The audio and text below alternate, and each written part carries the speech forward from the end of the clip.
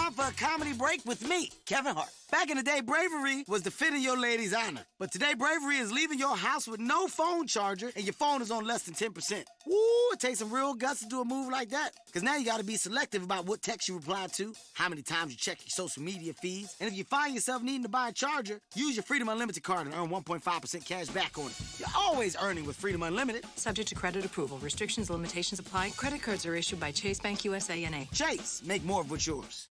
You walk into a kitchen. What do we have here? A built-in pantry with sliding barn doors. Love those.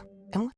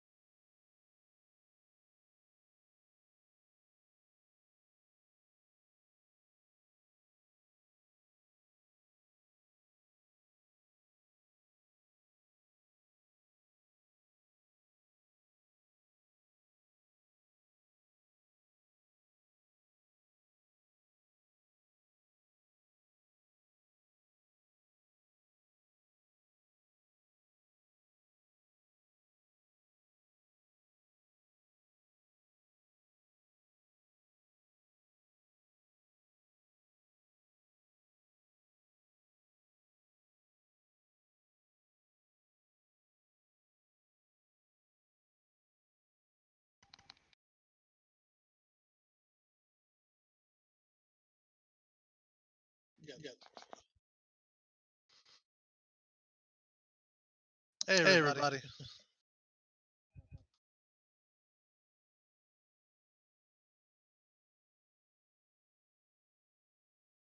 Yeah, it looks good.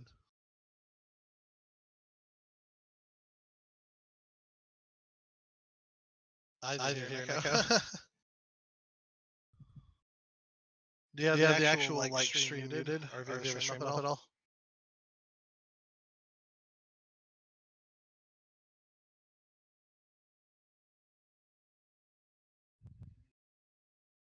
Weird. Is it still echoing for everyone? Oh, I'm doubled. Wow. Quiet.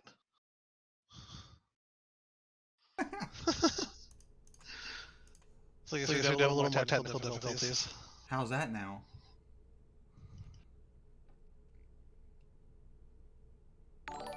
Palace is full mute, or there's Palace. Okay. Okay, I just heard a notification. I didn't see it though. I think I'm still doing double. Oh god, yeah, I am. Why?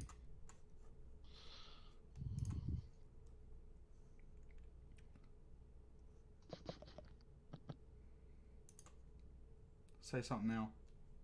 Something now. How's that, everybody? Oh, wait, there we go. Okay. It's not doubled anymore. Yeah, even though I had this... frozen. Oh, it's unfrozen. Okay. So I can't minimize Discord. That's a good thing to know. No minimizing Discord then. So this is the first time I've streamed on one other channel once before, but this is the first time I've ever done it involving Discord. So there's some learning experiences here. Welcome everybody. As I said, but you couldn't hear me. Welcome to the fourth episode of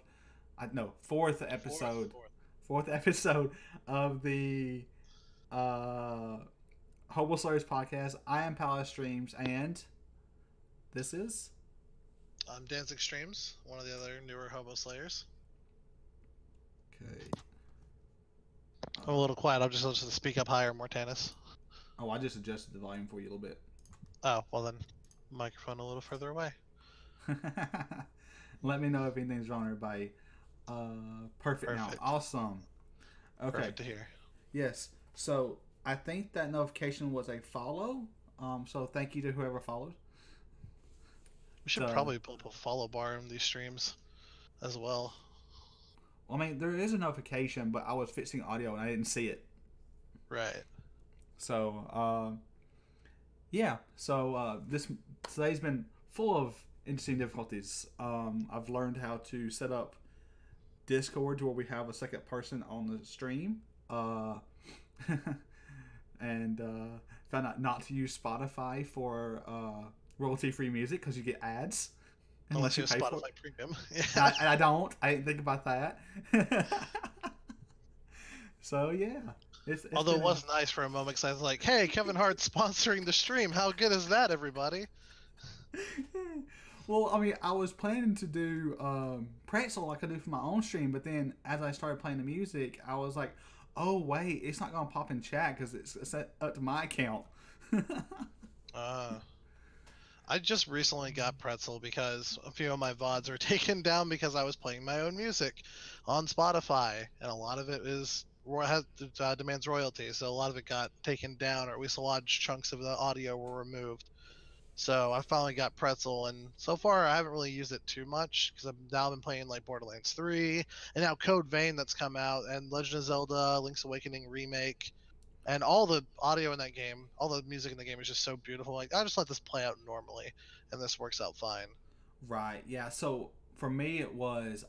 So, after joining the team, the first raid Amy ever did of me was I was playing... what is it? I was playing... They're doing the second one now. It was just announced this week. I'm going on blank. Last of Us. And every radio in that game causes the VOD to get muted. I mean, you may not even... It may be so quiet, like you don't hear it or you don't think about it because you're fine or something like that, and there's a radio off to the side or whatever. But if it's heard, it will get muted on that VOD. Oh, yeah. I think a lot of the games with that. I think Fallout's the same way as well. Welcome, Chibi Gamer 9 and JMO. Hey. I see y'all both in chat. This is different for me because I just moved my desk up to my room, and so my camera's in a different spot. Everything else is different, so I'm trying to figure out where to look for everything. But yeah, you mentioned Link's Awakening. Have you been playing that? I played it on the day it came out on stream, but I haven't picked it up since then. Because I've just been trying to get everything's been hectic at work for me, and I've been trying to pull it up, trying to get things together. But from what I've done so far, I've gone through 4 dungeons and working on getting to the 5th one. Kind of hit a roadblock on the stream. I was getting really tired, so I got off there. So eventually I'll pick it back up and continue on. But so far the game has just been a beautiful love letter, and it's been really nostalgic. So did I take it you played the original then? Oh man, I grew up with Nintendo games, so any handheld Zelda game, I took a hold of it. I got Link's Awakening, Oracle of Seasons, Oracle of Ages. If there's a god somewhere, he'll have those remakes out here in the next few years, so I can be happy. Um, come on, Doug Bowser, just pull through for me, man. And then how great a name is that Bowser? Right? Looks like they planned this or something. They had to. Although I miss Reggie, and his body will always be ready for us. It's time for Bowser to, I guess, finally ascend and take over. Right, and I'll never forget that first. Was it the first live thing Nintendo did on YouTube? What do they call them? The things they do. The like, directs. Directs. It did- Where yeah. it had, was it Mario tied up with the controller? Did you see I that? think I remember seeing that one. The one I remember when they did the Doug Bowser announcement, it was like Reggie turning over, and there's just Bowser from Mario with a tie on, just like, "Rah, rah, rah, rah," and it's like, no, no, no, no, no, no, no, no, this Bowser, you need to leave now. Yep. So I apologize for anybody ahead of time. I'm going to be jumping a lot just because I hear something and I have to ask it or talk about it before I forget it. So I may be jumping around a lot. So it should be mentioned Link's Awakening Pog, and so you mentioned you played a lot of different games. Which of the Link's Awakening did you do? Did you do the original or the DS? I played the original when it first came out. Okay. A long time ago. Don't ask me to remember all that time because I was just a small kid by that point in time. I must have been like 5 or 6. But then I played Oracle of Ages, Oracle of Seasons, and then I finally got my hands on Link Awakening DX. And so I just played it all. I think Okay. the only Zelda game I haven't played yet is Spirit Tracks. I don't have it in front of me. I can usually show it off. I had the DX version. I didn't have the original, and that's why I played. I didn't get past the 6th dungeon, and I'm so excited. I'm playing it again. I'm up to the 4th dungeon, so I'm really close to getting back to where I was. I'm so excited if I can finally beat the game, because the game now is based on the DX game. I don't know if you knew that. Yeah, it is. The DX version is the basis for it, which is good because personally I like the DX version a lot better. They cleaned up a few things. I mean, it was obvious that they made the game a little better while still keeping the same kind of feel and quality for it. Right. But the only reason I knew it was based off that is because they had the color dungeon in the remake as well. Right. That was one of the first things I did. I think I did it after the 2nd dungeon. And I was like, I've done this before. Why can't I remember how to get in the dang color dungeon? And so I was just like struggling until I finally like managed to fiddle my way into the dungeon and beat it pretty quickly. Right. I haven't played it yet. I didn't even know about the color. I knew there was some additional changes, a dungeon add from DX, the original to the DX, but I didn't know what it was. And so I was watching Game Camiller, another Hobo Slayer team member, the other night, and he started going through it. I'm like, oh, this is new, or at least new to me. It's like, oh, this is kind of cool. And Chibi point out what I was saying earlier. Bowser was introducing himself. Mario and Luigi were on the background, tied up by NES controller. So yeah, they were up on a shelf, tied up by NES. Oh, controller. okay. Hey, Asian anime dude. Hey, And, isn't another podcast veteran here, I guess. Oh yeah, and I see we got a few more join us as well. Stiggy Man and AX Mew. Axmew, yeah, Chibi Gamer 9 is actually my editor, and Axmew is one of my moderators. So Oh.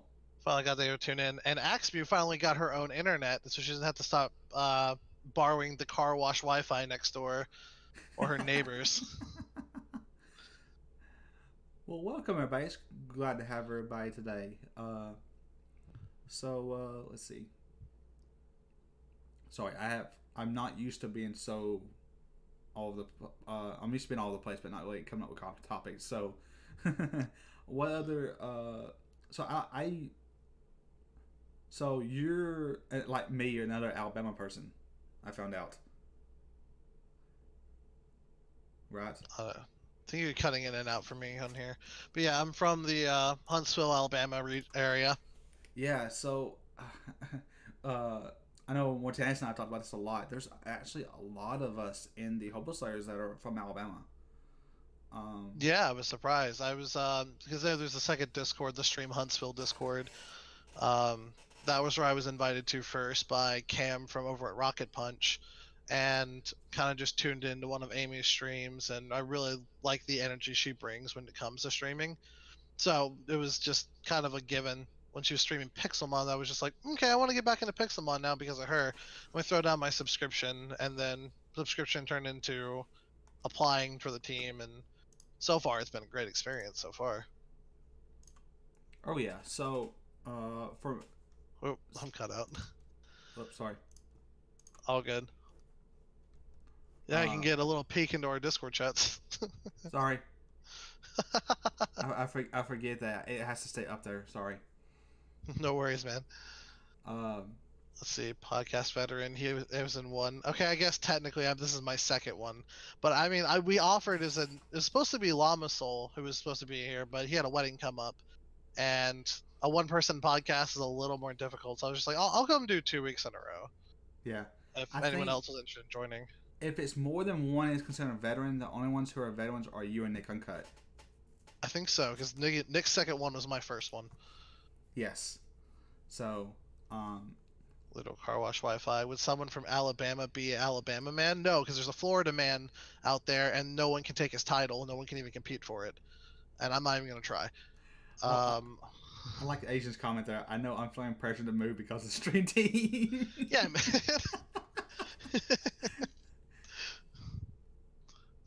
No, not Alabama man. Alabaman. Alabama. Just add an I. Alabamian. That makes more sense. Gosh, axe you. But yeah, we do have quite a few from Alabama. So you said you found out the stream team from did you go to the last meetup? I didn't know about the meetup.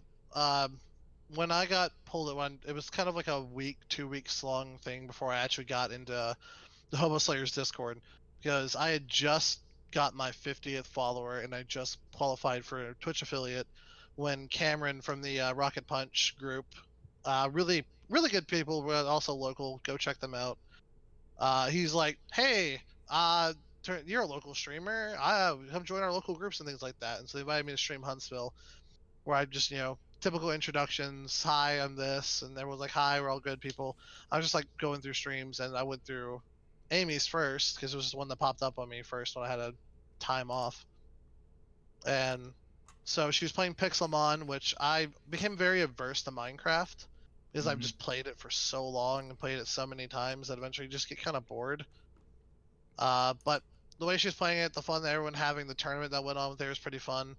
And after talking with her for a little while, because I decided I'm just gonna subscribe to her on stream right now because I like what she was doing, and then finding out there was a whole team based of people, I was just like, I like these people. Talking with you was really good.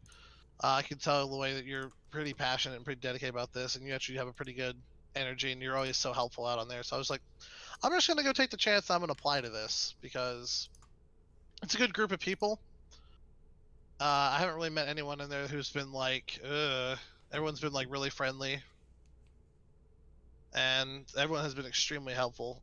Like, there's actually, I think the VOD is still up, that I think I was a stream team member at that point, or I wasn't. I was thinking about it, but Amy just finished up one of her streams, and then she raided me. It was like I had a number of like 68 people at once, and I almost like burst out in tears on stream because I got to put like 3 or 4 people at a time. I was like, no, I cannot cry on stream. This is so lame. You can say me, it's okay. What? You can say me, it's okay. Okay. Am I not saying me? I don't know. I don't know. I have a tendency to ramble. Anyone that's you can say you're not panic. So Shush. okay. So most people know here that my roommate sometimes is JW Moses, and he'll come in and chat and stuff with that.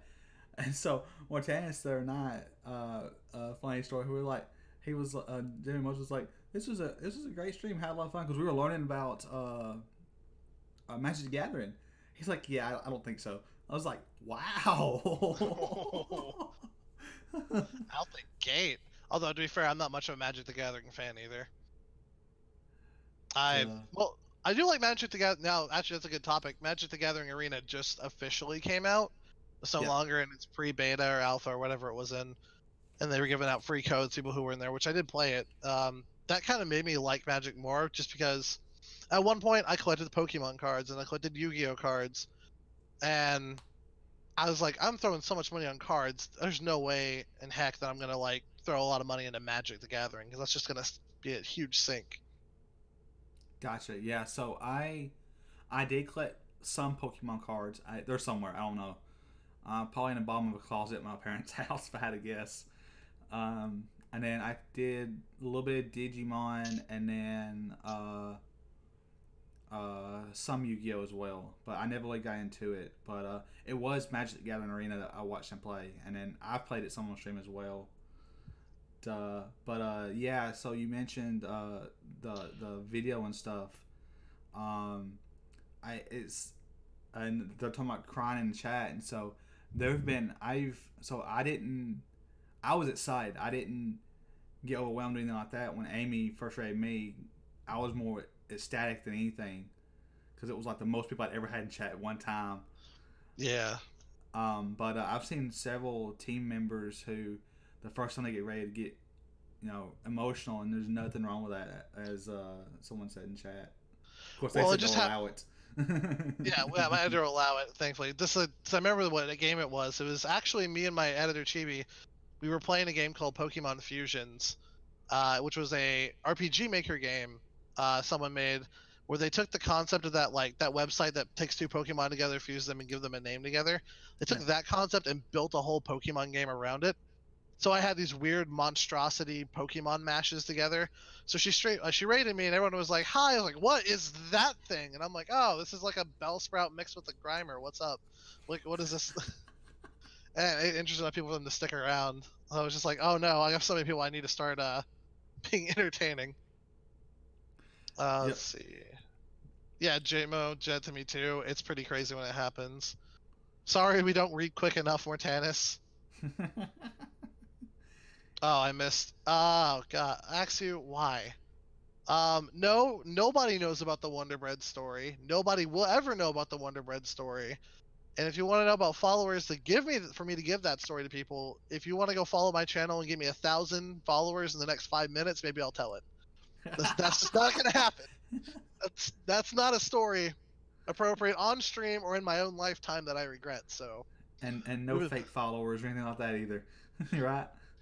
No fake followers. I want real ones. Yeah, know who each of them are. MTG is a known sink. TCGs are just massive sinks. Agreed. I mean, it's a collector's thing for a lot of people, and for me, I'm very much a collector completionist aspect. So I was like, I gotta get all the cards, make the best decks. I was like, I just get too into that. Yeah. So I've done 3 or 4 streams now on Magic the Gathering, and that's the most I've gotten to collecting any type of cards, even though they're not real cards. At least with Pokemon and Digimon, all that, it was just like, oh hey, here I can afford a pack this week. Let's just go get a pack, and whatever I got. I wasn't like some of those other people who would trade and really trying to get that holographic Charizard or something like that. I wasn't one of those. I was like, if I can get it, I can get it, because I always had those friends who would want to.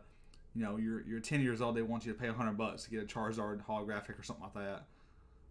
I had one guy when I was in my childhood home growing up. There was this one cool guy who was like 5 or 6 years older than me who had a holographic Charizard, and he's like, "Dude, if you come wash my car, I'll give this to you." And I was like, "Deal." And he just kept like adding more and more tasks for me to come get this card. I was just like, "I just want the card. Give me the card, man. What do you want me to do?" It was crazy back in the Pokemon is still a huge thing, but back then when it first came out, man, was that a craze. I think so. Really, in the past, 3 years is what has helped Pokemon the most, because you had Pokemon Go, which really brought the hype back for a lot of people.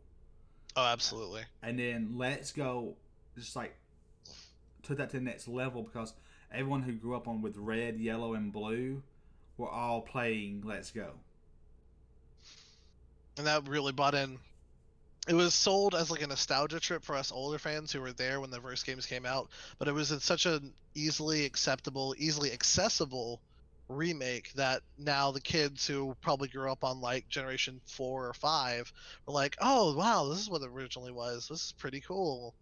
Yeah. And added the Pokemon Go elements into it, which personally I didn't mind it. I mean, it wasn't a difficult game by any means.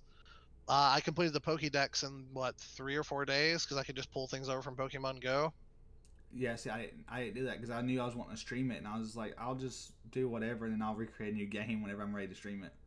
Absolutely. And I did one game, and I hadn't put it back up again, so I need to do that. But this is to me because as I did that, there were so many games I wanted to play, and all these games coming out now, it's like insane. Oh my god! We're in the quarter, in the fall or the third quarter, financially for companies right now, and this is the big seasonal time when all the good games are just flooding out week by week. Yeah, so I know for me, there's at least like 3 more games I want to buy this year. Oh yeah. And one I've already bought. It comes out Tuesday. Is the Destiny 2 update, but I know Digimon for Switch is coming out next month. Pokemon. Seems like there was one more. Sword and Shield, they're coming out soon. Yeah. Dragon Quest 11 remake. Yeah, I'm gonna get it. I'm not gonna say that I'm as excited for it as I was originally for Pokemon.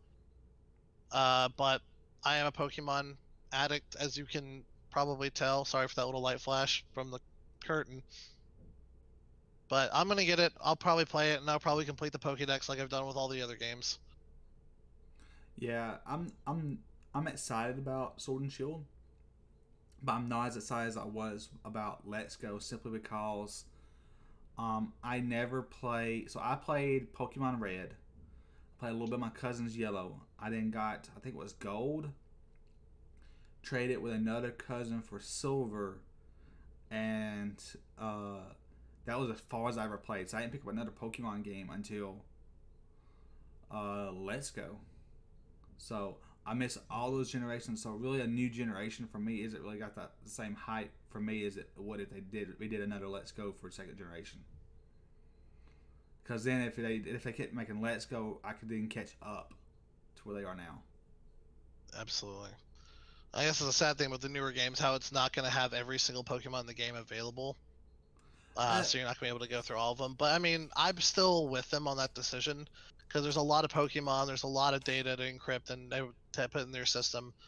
It's upsetting for a lot of people, but it's almost necessary at this point. There's just too many. Right. But one of the cool things is, so they really haven't told which ones they are bringing over. They've kind of given hints, like the Farfetch'd D evolution. It's like Sir Farfetch or Surfetched. Yes, so Surfetch. So if they're gonna have an evolution for that, they're gonna have Farfetch. So Farfetch is being brought over.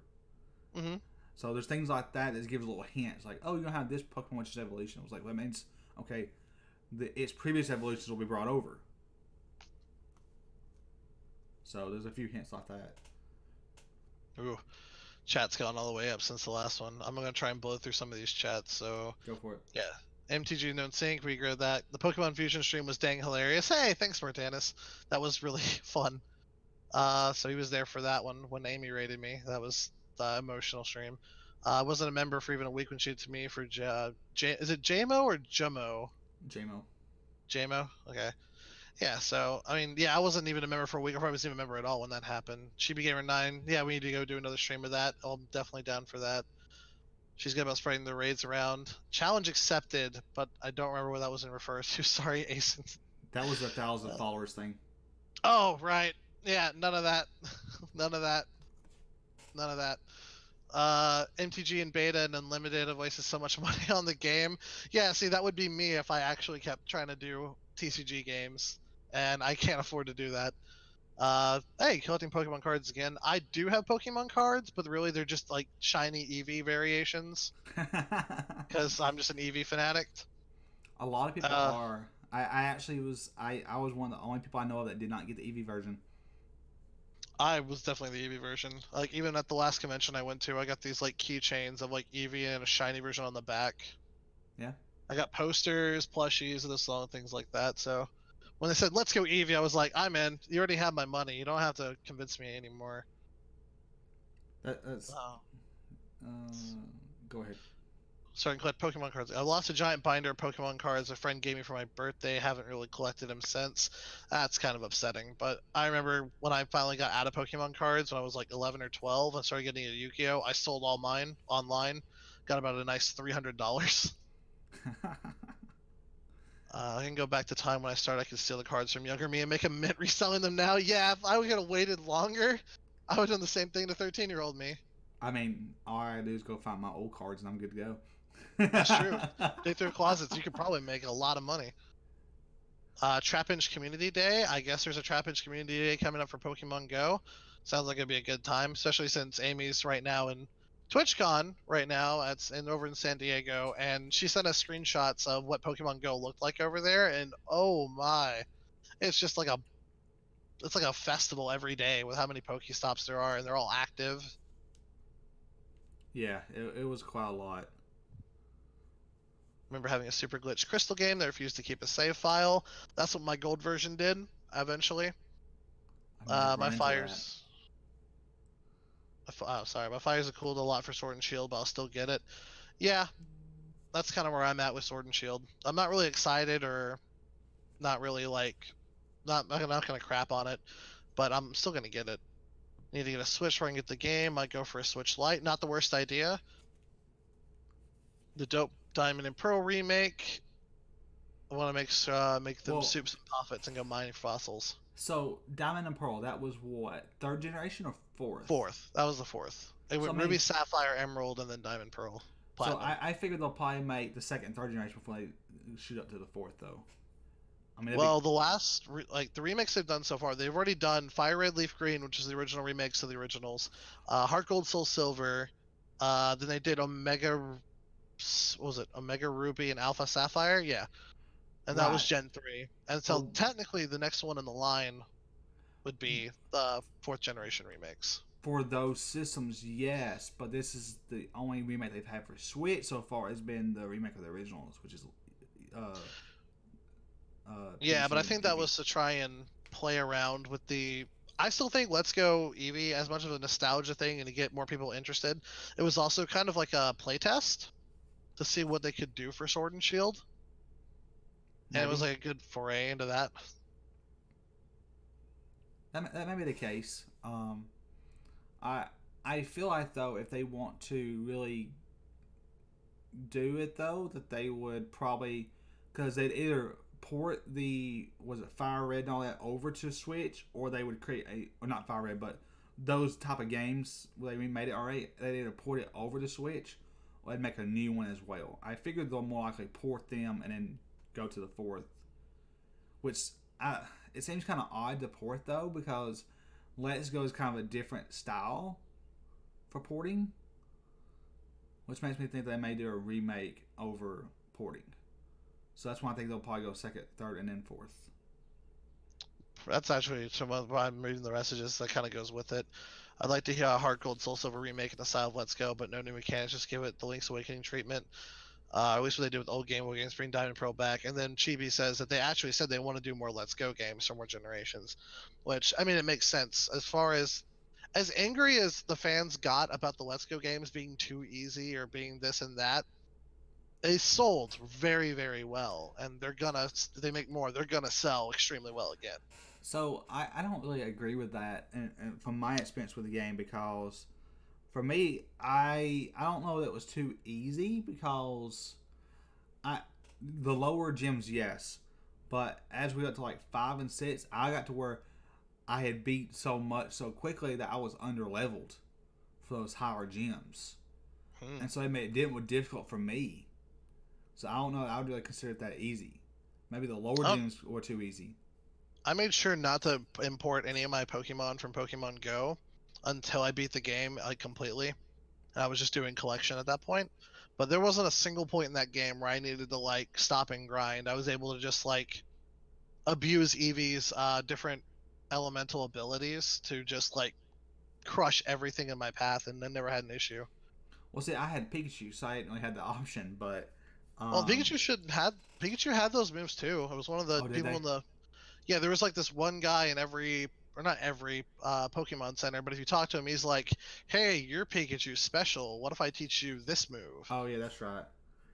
Yeah, I never really got into that because it was some of the, it seemed weird to me for a Pikachu to learn a fire type move or something like that. So Right, and I they were never all really just did like it. cutesy versions. Right. So I didn't go that route or do anything like that. I just I played it like I would the original game where you didn't have the option to do that, and Right.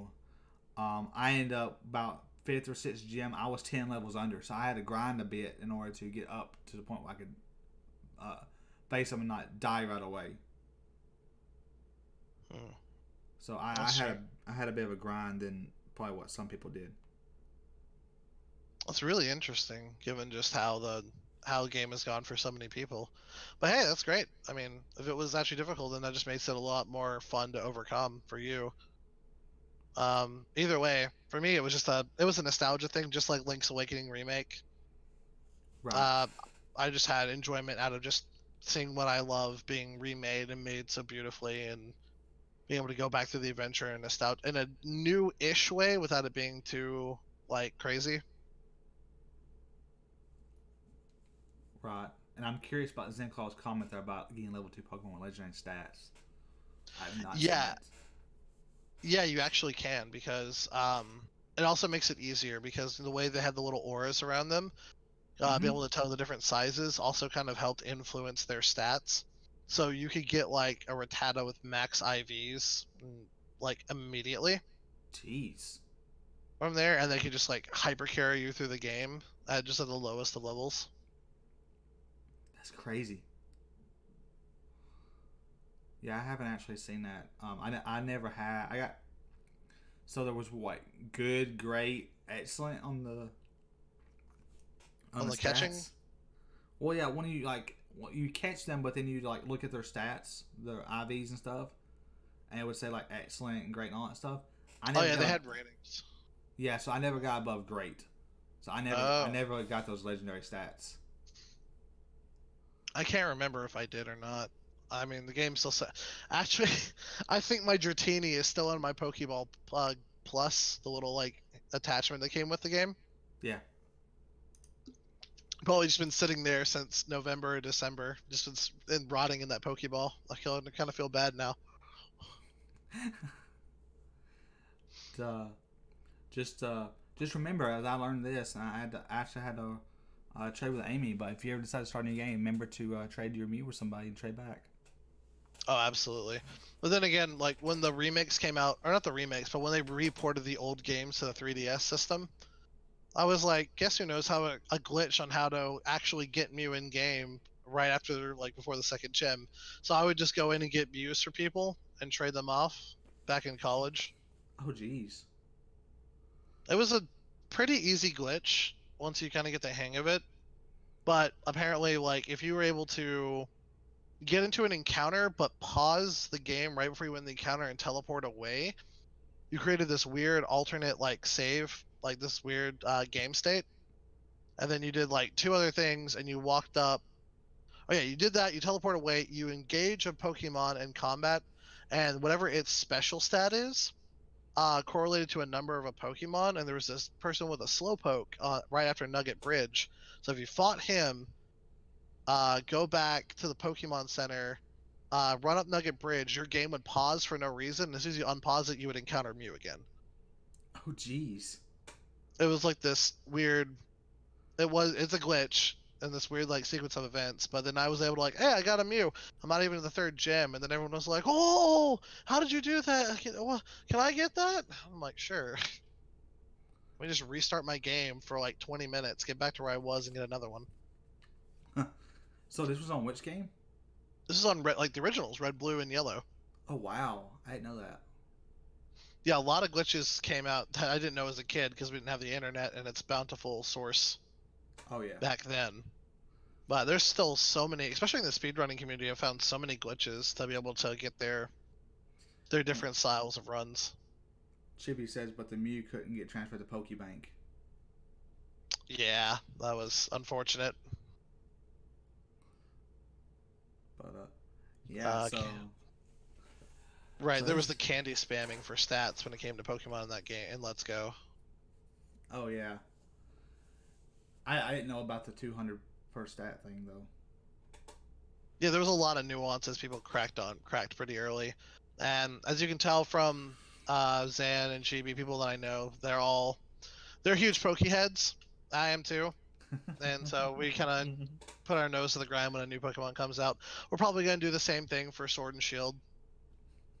Roughnecke Poke Talk. Poketalk. Welcome to the Poke Slayers podcast. Changing the subject onto another game. So it's been 3 weeks. Was it 2 or 3 weeks since Borderlands 3 has come out? Yeah. And how much have you been played it or gotten into it? 0. 0? Now I don't feel like I need to talk about the game in case of spoilers. I have not played any Borderlands game. Do you plan to? Not sure. I've watched it and I like sheer games like that. But I watch it and I just have kind of mixed feelings about whether I want to try it or not. So far, because I played the ones I haven't played is pre-sequel and the Telltale game. But from Borderlands and Borderlands 2, I feel like the writing isn't as good as Borderlands 2's was. But I'm not playing the game for the writing. I'm playing it because I'm this crazy space vault hunter blowing things up and shooting guns. Yeah, I've got a couple people. Amy's one that have been trying to get me to play the game, but I just haven't. And Roughnecke's right there with me. I have Borderlands and Borderlands 2 rotting away in my backlog untouched. Yeah, I have. Let's see. Let me pull up Steam here. I have quite a few of the Borderlands in my. Okay, good. It didn't freeze you. I just want to make sure it didn't freeze you if I pulled it up. No, it should be good. Yeah, I did Borderlands and Borderlands 2 back on my console days before I started getting into PC gaming. So now that it's sitting untouched in my Steam backlog because I really just don't want to play through it all again. Alright, so Borderlands Game of the Year and Borderlands Game of the Year Enhanced. Is that two different games or is that just what is that? I have both of them apparently. I do too, and I don't know actually the difference between the two. Well, I have those two. I have 2 and I had the pre-sequel. But they've just been seen the right way, along with all the Call of Duty games I have as well. Oh god, I do have Call of Duty games. I remember when I first got into college in PC gaming, there was a Steam summer sale for Modern Warfare 2, so I went and snagged it up. Yep, I have. Yeah, so I've got a few Call of Duty games: Black Ops 3, Ghost, Modern Warfare 2 and 3. Chibi says Game of the Year is all DLC and Enhanced is all DLC and upgraded to 4K graphics. Oh. So I guess that would be pretty good. I don't have a 4K monitor, so it wouldn't do me good to play Enhanced. What Rofanek said struck a chord because I feel so bad. Oh my goodness. Okay, so the word backlog is a huge trigger for me because I have I have 299 games on Steam. And I guarantee you I haven't even played like 40 of them. I have I'm one away. one.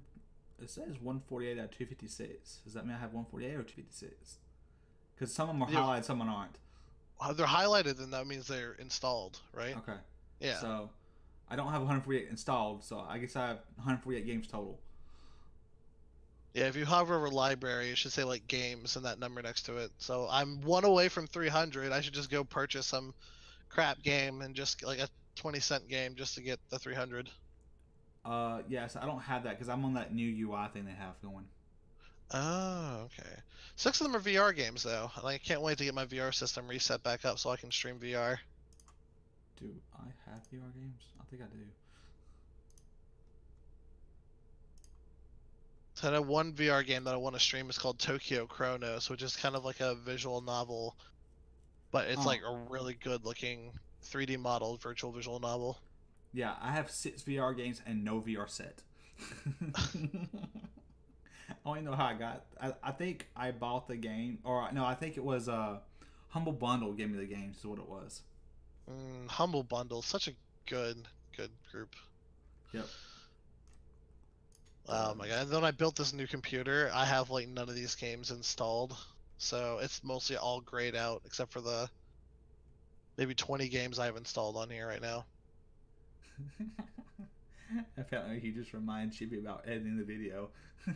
Oh yeah, because there's a video we both actually need to edit. I need to get my editing software fixed so I can do that. But it's BB stands for Bundle Buddies, which is this series we try to do often, where we basically we give each other $5, and we have to go on Steam and find $5 worth of games for us to play, and then we like record and do recorded gameplay and do like a small review of the game, and just mash it all together into a bundle for one video.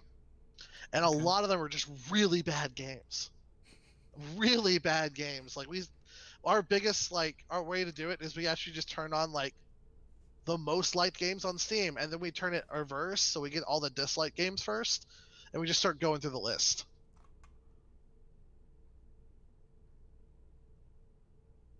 Keep going. I'm sorry. I'm counting a second. Yeah, no, it's fine. That's really all it is. I explained it a lot more in the last stream, or the last podcast, so I won't go too much into it again. Hey, there's a genie in my Szechuan sauce. It's a masterpiece. It is not a masterpiece, Axio, but at least it was funny to watch. And they made another game which Chibi bought me, and it was horrible. What was the game called? I think it was called Kimulator Fight for Your Destiny. And that was just a crap show I've ever seen. And one of the bigger jokes is that we bought each other quote unquote hentai games, or just games with hentai in the channel and the title of the game, that we're gonna have to censor for sure. But I'm looking at all these games and I'm just like, man, I am terrified to try and go through all of these.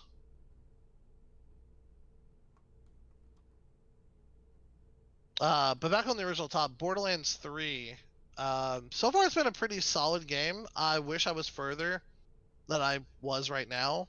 I just haven't had the time to really play it, and I've only been playing it while streaming. And I've been having to stream a little less lately, but not for much longer. I should be able to devote more time to streaming now.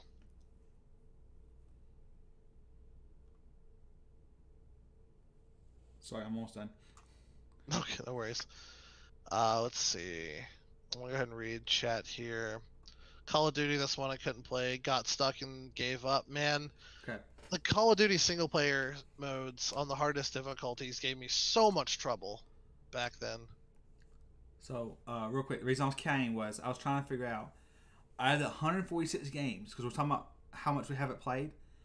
Out of the 146 games, I have not played 116 of them. Those are rookie numbers. You gotta pump it up, man. I'm looking at I probably have 220 games I haven't even touched. So what happened was I got a bunch of games back in the. So I had an old gaming computer back in 2012 that I built, but I didn't have enough money for a graphics card. So all games kept coming out I want to play, so I bought them thinking, okay, I'm just gonna get a graphics card, and I never had enough money to build a graphics card. So I kept accumulating games, but couldn't play them. I feel that. That's all I ever did was a Steam Summer Sale. I was like, oh, this new game just came. Assassin's Creed 3 came out. I can't really play it, but I'll get it now. And then I just started stockpiling games, and every time the Steam Summer Sale rolls around, my wallet cries. I have not bought so a. weak. I have not bought a Steam sale other than if it's Assassin's Creed trilogy or Assassin's Creed collection. 90% off, so you get a certain. I can go get a certain game I haven't got yet for that. I've been doing those, but a summer sale where you have a whole bunch of the games available. I haven't bought one of those in years. So mine's kind of slowly stopped. Well, that's the difference. That's the difference between your 146 games to my 299. Yeah. Because I'm weak. Well, it's just they haven't been, because a lot of the games in the past years have been exclusives, like Xbox or PlayStation, something like that. And so, if it's not going to be on Steam, I'm not going to get it. That's fair. Now even computer games are getting more exclusive. It's like it has to be on the Epic Games launcher or the Origin launcher. Mm-hmm. And gosh, just keep it back to where everything was on Steam again. I mean, even well, yeah, that's true. I see what you're saying now, because the PC games is now split. Because now you have the Origin launcher where some games are on it. Epic Games, Steam. Let's see what else we got. Battle.net. When Origins came up and they took down the Dead Space, I think they took Dead Space 3. They took the Mass Effect games away, and I was just so irritated. And Dragon Age, it took Dragon Age games away from me on Steam. I had to go get them on Origin, and I was so just livid because those were my favorite games. So anything BioWare related. Yep. And JMO, that would not work for me, because there were some games that I thought, oh, that'd be cool to play at the time, but now that my tastes have changed a bit, I wouldn't want to play them. I've been thinking of doing it, of going through all of my games and making it like a video series. But the problem is a majority of my games are JRPGs, and each one lasts probably about 80 hours. I think I'm going to die from old age before I get through half my list. Yeah, see, luckily for me, I've played, so, like, all the games I would still want to play, I've mostly played. Like, there's several here I've never installed on PC, because at one point I was trying to migrate from Xbox to PC and get all my games on PC on Steam, but, so I bought some of them twice because of that reason. But then I got into games like Halo that was never released on PC. Not yet. Not yet. But they are working on the Master Chief Collection for PC. But Halo and Gears was two of the ones that got me. I never could switch, and now Gears has got that cross play thing with PC and Xbox that you can do it now on the new one at least. Yeah, because it's Windows, the Windows Store, and Microsoft and Xbox One it's all Microsoft, so they're trying to pull it all together. Yep. I'm waiting for the day when you can play all the old games like that too. We can go back to Gears 2 and do that. I will say this week I was having a real like Halo nostalgia craving, so I went and found a copy online, cough cough, of Halo Combat Evolved, the PC version of the original Halo, and then Halo Custom Edition, which is the multiplayer only game that still has servers up, and just go back and play old school Halo, and I had a blast for at least a solid couple of hours. Asian anime dude said something. He's like, that's my problem too. All my backlog is JRPGs. I know I'll never empty my block, but I still keep adding to it. Man, Aizen, I doubt anyone's even heard of these games. Maybe Aizen has because he's a JRPG fan, but the 3 games and the A's of my section is the Agarest games, like Record of Agarest War, Agarest Generations of War, Agarest 0, Agarest Generations of War 2. And if anyone knows anything about those games, there's that's the roadblock I have when it comes to trying to go through my my streams list, because I love those games, but I'm not walking out of those games without a solid 140 hours each.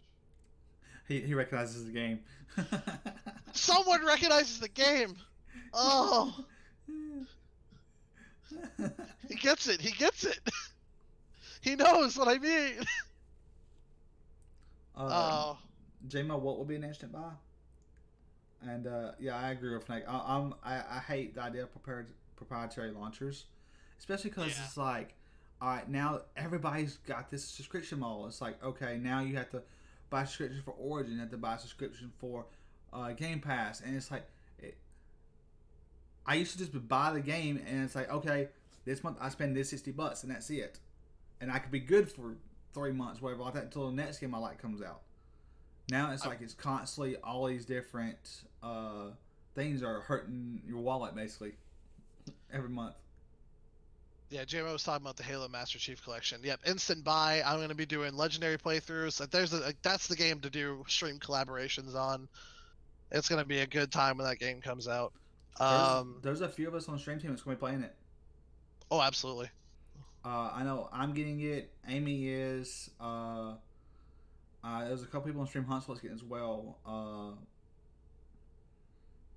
trying to think of who. Oh, I can't switch to Discord, so I can't tell you. Yeah. But yeah, there's a quite bunch a of few. us will be getting it. Oh, it'll be a month, so everybody can be prepared for a lot of collaborations between the stream team members coming up. The only problem is they still haven't announced when it's going to come out, and I'm hoping it isn't in March, because that's when Final Fantasy VII Remake drops, and I know that I'm not going to be doing anything else. Well, right before that, and what as well, see, February is going to be Last of Us 2, as well as Gods and Monsters. Oh, you just reminded me of that. Oh, yep. Man. 21st is Last of Us 2, and the 25th, I think, is Gods and Monsters, which is a Ubisoft game. Which I'm Great. getting. That gives me, 3 days to beat Last of Us 2? Yeah, exactly. And you know it's not going to be as short as the last one, because the last one was made in, 2014? It was a 16-hour campaign. Games are a lot longer than that now. It'll easily be a solid 30 hours. Yeah. So it took me a week to beat it last time, which means I'll have 2 to 3 weeks on it this time. Which means Gods and Monsters will be happening right about the time of everything else. Which I never got into Final Fantasy VII, so I never played it, so I don't know if I'm going to get it this time or not. I was a huge Final Fantasy VII. It's still my favorite. It'll always be my favorite. And so as soon as they finally announced the remake, the joy of 6 years of build up trying to find out information on it just all exploded. I already pre-ordered the $350 Soldier First Class Edition. Oh, so, man. I'm really tempted to get the $150 Ellie Edition on Last of Us 2. I'm really tempted. I just know it. I just know it's going to hurt my wallet as soon as I do it. It's not going to hurt you much as much movie Final Fantasy VII Remake, so I mean, go ahead. If you can afford it, go ahead. And I do not remember Quest 64. The name sounds familiar, but I don't remember it. Well, someone I know that actually did. I prop to you for fines. Yeah. I did it not even because I don't even collect statuettes or figurines or things like that. So the cloud and the bike didn't really appeal to me just as much as I need to have this. It's the principle of the matter for the reason why I'm purchasing this. It is beautiful. It's absolutely beautiful, and I'm going to be so happy as I look at my bank account and cry and eat ramen for a week because I can't afford anything else. Oh, it's been like a month for me on some of this because all these games come out one time, basically. Yeah, it's going to be... It's always the beginning of the year, the first 3 to 4 months, and then it's always the last 3 to 4 months of gaming. There's just every season that's the hardest on the wallets, and they just sprinkle in a few summer releases.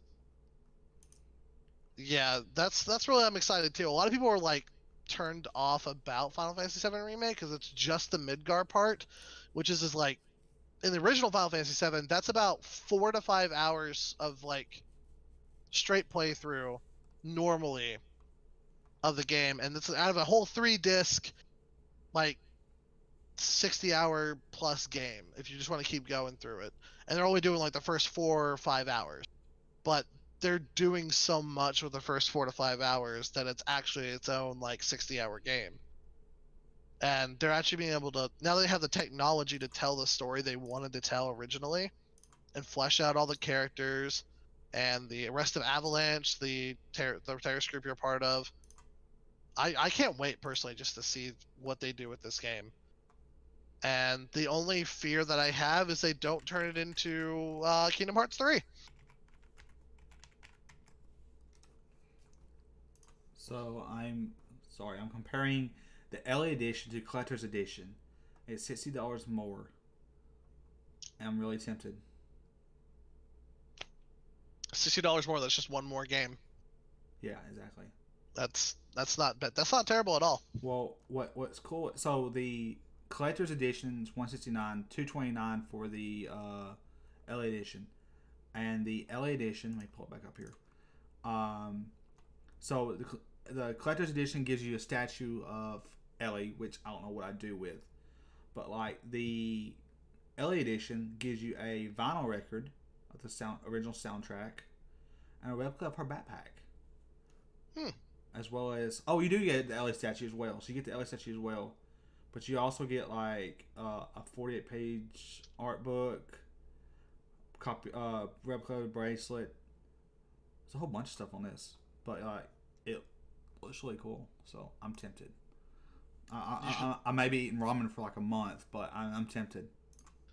It won't be any more damaging this one because the first class edition comes with the deluxe edition package of the game. Which the game itself is on 2 discs, so that should already tell you that this game is going to be lengthy and that it's going to be worth the money. They come in with a steel book case of Sephiroth, the main bad guy. It comes with the Kai Cloud Strife and Hardy Daytona, his bike, box set, so you get the figurine. It comes with a hardback art book.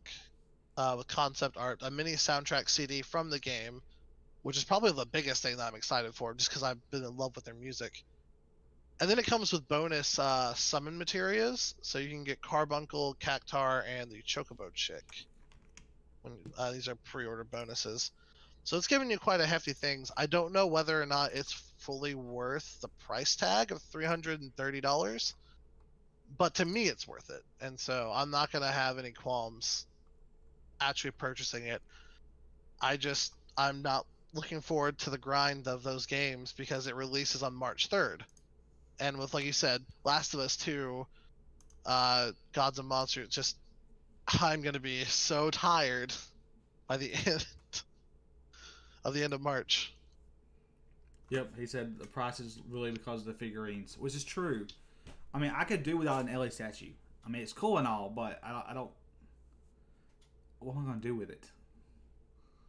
So, I mean, if they could drop the price like $50 without the statue, I'd be good with that. I'll take the backpack. So I just checked the dimensions of the statues. It's a 96 width, 48 depth, height, 267 millimeter statue. Weighs approximately 400 grams. And the bike itself is a 156 by 427 by 175 millimeters that weighs approximately 1,500 grams.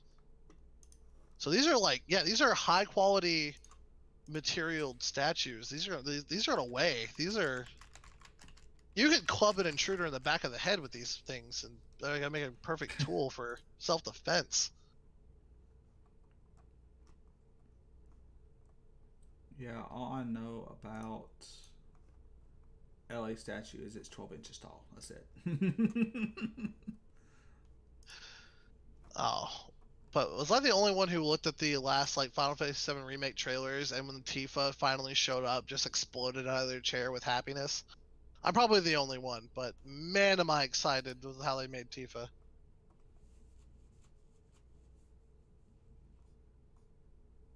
I don't know, if I don't watch out, I can just be gushing about Final Fantasy VII for hours.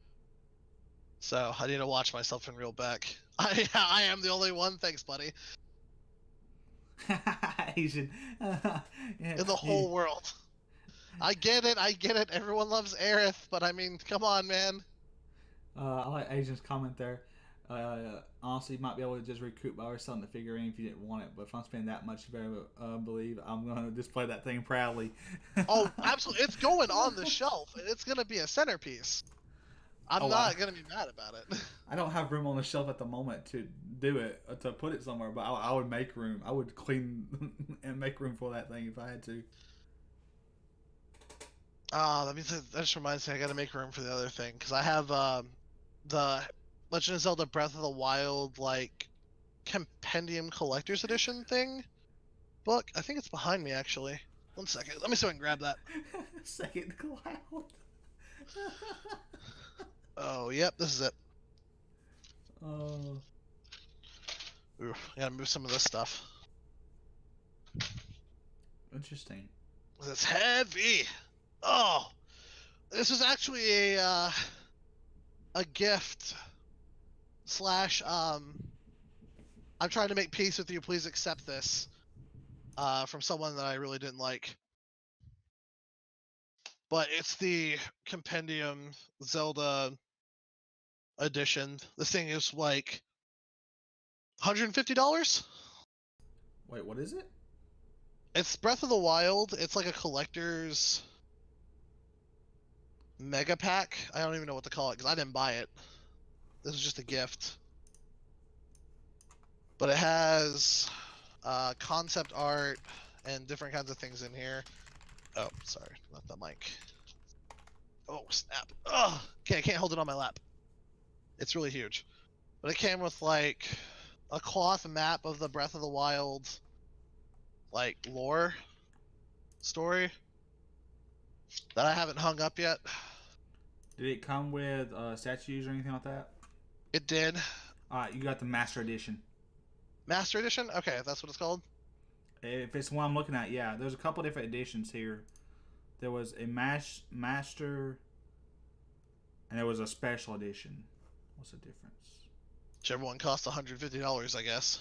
Neither one. So right now you can get the Special Edition for $229. Came with this really nice concept art of the champions.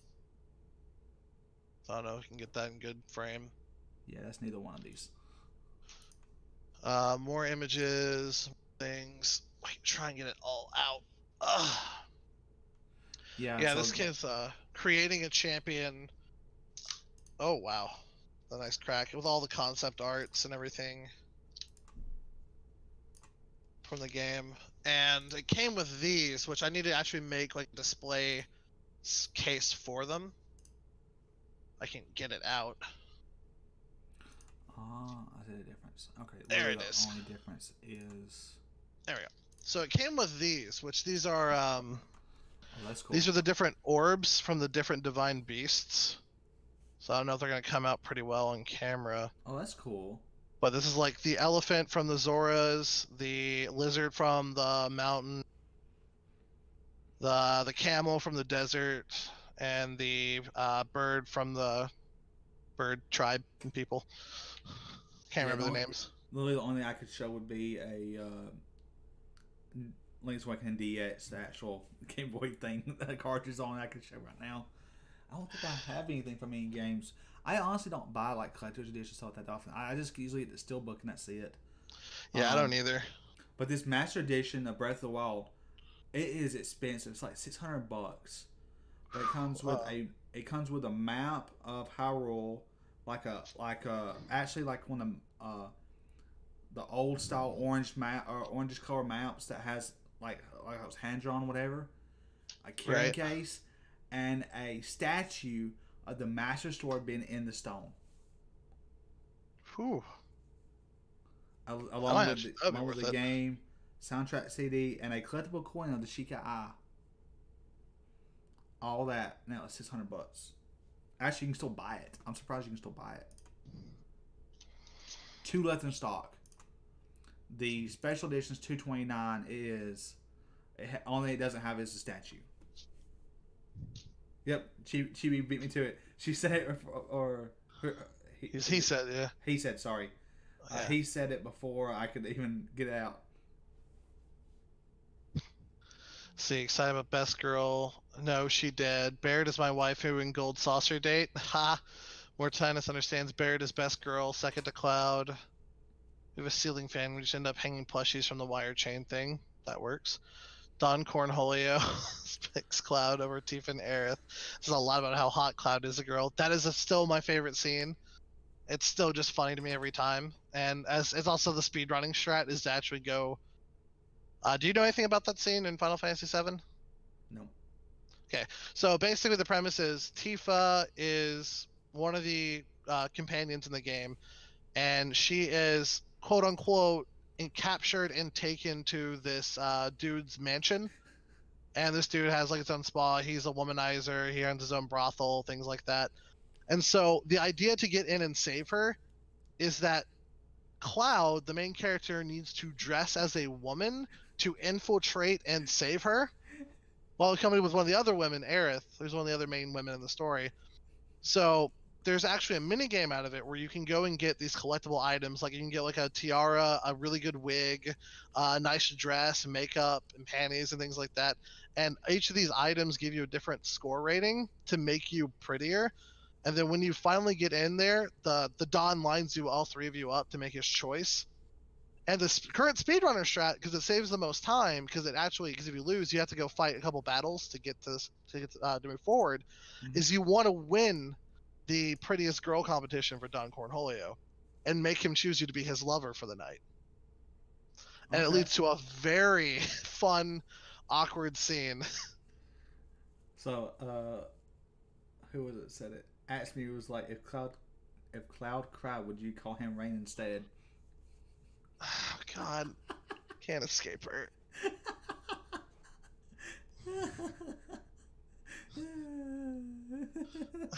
Ben. I made him laugh, I win. Oh, God, why do I know you? I can't wait to see the whole section of the Super HD. Cloud in the steam room, Cloud in the dress, all of it. Someone appreciates my god awful humor.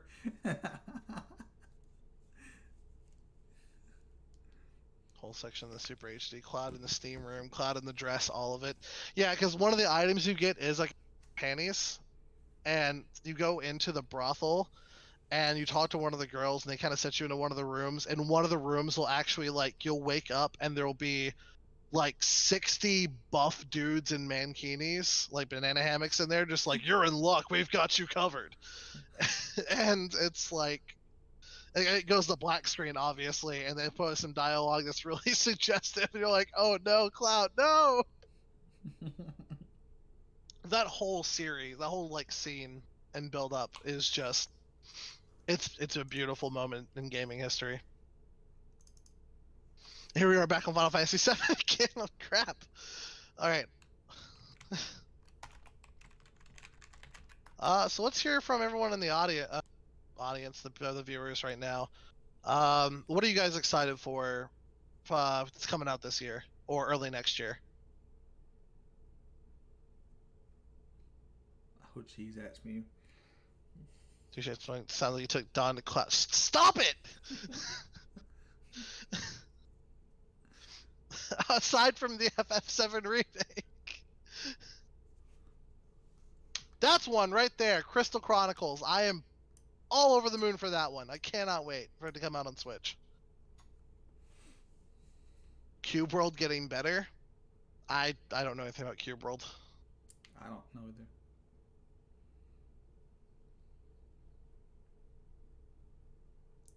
Okay. That's right. The Persona 5 Royal, the quote-unquote definitive edition of Persona 5, that's the other game that I'm extremely excited for. And that's going to be like, I'll be trying to juggle that game and Final Fantasy VII Remake. I feel like calling it the definitive edition is the good term for it, because it's the game with all the DLCs previously, and they've added extra content, like an extra dungeon, extra party member, extra everything. It will be.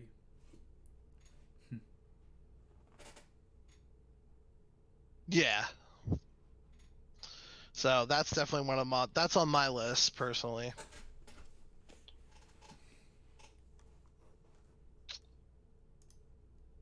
Crystal Chronicles is one of my favorite. I loved Crystal Chronicles for the sole reason that I had no friends to play the game with, and you need friends to play the game with.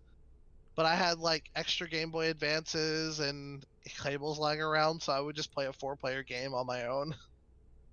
I just had the one, so I went from Game Boy to Color to Advance. I only ever had one at a time. I never had more than one. So I would trade one to get the other. I would usually go to like a flea market and I could find like a cheap used one. I'm afraid of the new character to drown out everyone else, but I don't think so. I don't care. I like the new character. The new character looks amazing.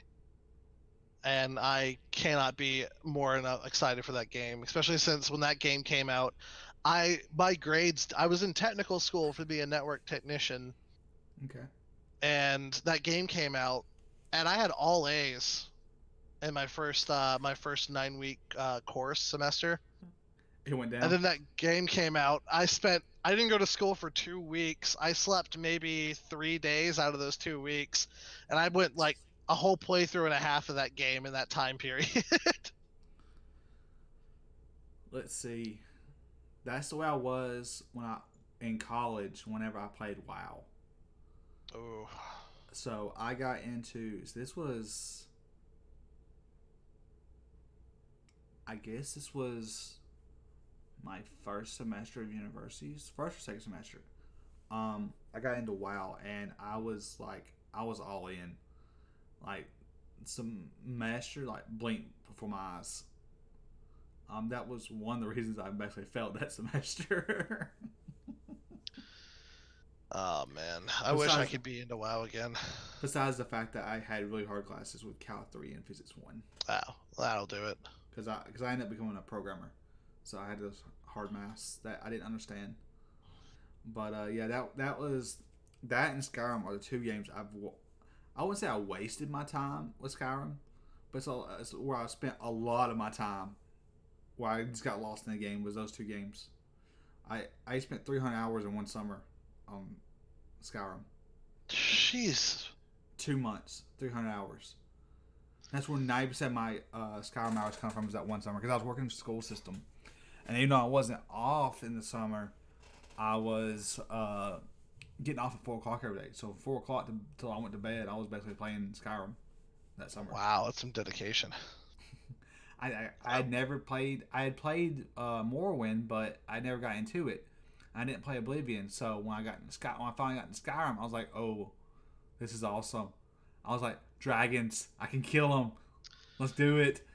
I played a decent amount of Morrowind, decent amount of Oblivion, but I'm probably one of the 1% of gamers who doesn't really care for the Bethesda games.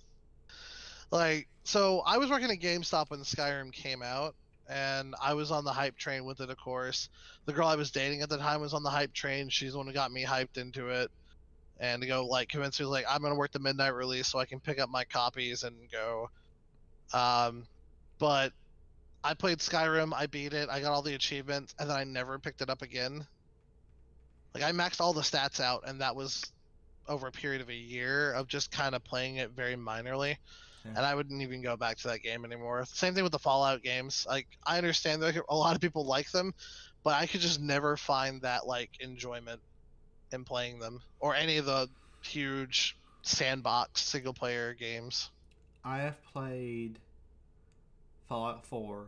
So I'm gonna phrase it. I've started Fallout 4 about 5 times. I started again last night.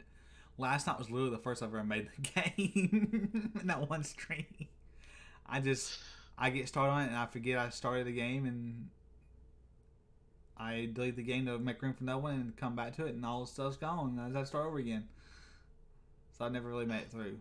But the most I've done with Fallout has been 76. I got to like level 20 or so, 23, 24, somewhere around there. And then some other games came out and I haven't went back to it, and now they've got a whole bunch of bugs, which they may have fixed by now. I'll have to check with more tenants about that, see if they have or not. But I want to get back into it. So I started Fallout 4 last night. I've not played any of the other ones, but I love Bethesda games. I want to go back and play some other ones. Like, I was watching another Hobo Slayer, Taylor Ninjas, the other day playing Oblivion. And I don't know if he had it modded or what, but it actually didn't look that bad despite its age. Because it was a 2006 game? I think so. I know another local streamer and a close friend of mine, Levantis, he was playing Oblivion for a while. He made like a lizard man who only went around punching people. And was just having a fun playthrough of that, and I watched that for a little bit. So I beat Oblivion. I didn't beat Morrowind. I beat Skyrim. I think I beat Fallout 3, but I can't remember. New Vegas, I got maybe like 6 hours in. Fallout 4, I only got about 6 hours in and just kind of put it down for good. I don't know. Like they're good games. And I always get them to try them, and maybe one of them will hook me. But I haven't had that effect yet. Yeah, I played. I had a friend back where I grew up that tried to get me into Morrowind, and I just couldn't get into it. And Oblivion, I don't know why I didn't. I started, just never could. Sound was the first one, and I just never. No one I knew back where I grew up played Fallout, so I didn't even know about it at all. It wasn't until the past couple of years I started learning about it, and around Fallout 4 is whenever I started learning more about it and actually getting interested in playing it. Ask me. I played a bit more to Borderlands 2 today. I don't think my aiming has improved at all. Don't worry, ask me. I've played shooter games going back to Halo 2, and my aim has improved some, but not much in all that time. I'm more of a run in, and I will distract them and die while you get the kill. One of my coworkers, who trained me, he's I think he's in his mid to late 30s. Can't remember his full age, but he has like 3 kids, and he's always been a JRPG nut, an RPG nut in general. And now he's trying to play Borderlands 2 with another one of our coworkers, and he is just like, man, I can't do. How would you guys have the response time to just sit here and shoot everything so quickly? I don't understand. This is just, he's just like getting frustrated. Yeah, I don't have good response time. That's my issue. Is like I can shoot a sniper, but I have to have I have to be like stealth mode. Like they can't see me. If they see me, I almost like panic because I'm getting shot at, and I'm afraid I'm gonna die before I can get a shot off. But if I'm like in stealth mode, I can do snipers. But like I said, I'm mostly more the give me an assault rifle or a shotgun and let me run in. I'm very much a sniper player, I like being able to like precisely take people out. And then when it comes to Borderlands, because it's just such an action high-paced game, I'm like sliding around and doing all kinds of crazy crap, going in the middle, shooting people in the head, and every shooting game I have like a good hour adjustment period before I actually get my like aiming down. Yeah. Oh, that's what it was with me in Halo. So if I go back and play a Halo multiplayer, it'll take me 3 or 4 hours to get kind of warmed up to where I can kind of get the feel of it again because I don't play it that often. But then and I only play like 6 hours, so 4 hours in, I finally get to where I can get about 10 kills per game. And then I play for 2 hours, and about the end of 2 hours, I'm getting tired and I get horrible again. So I have about a good hour and a half of good gameplay per 6 hours play.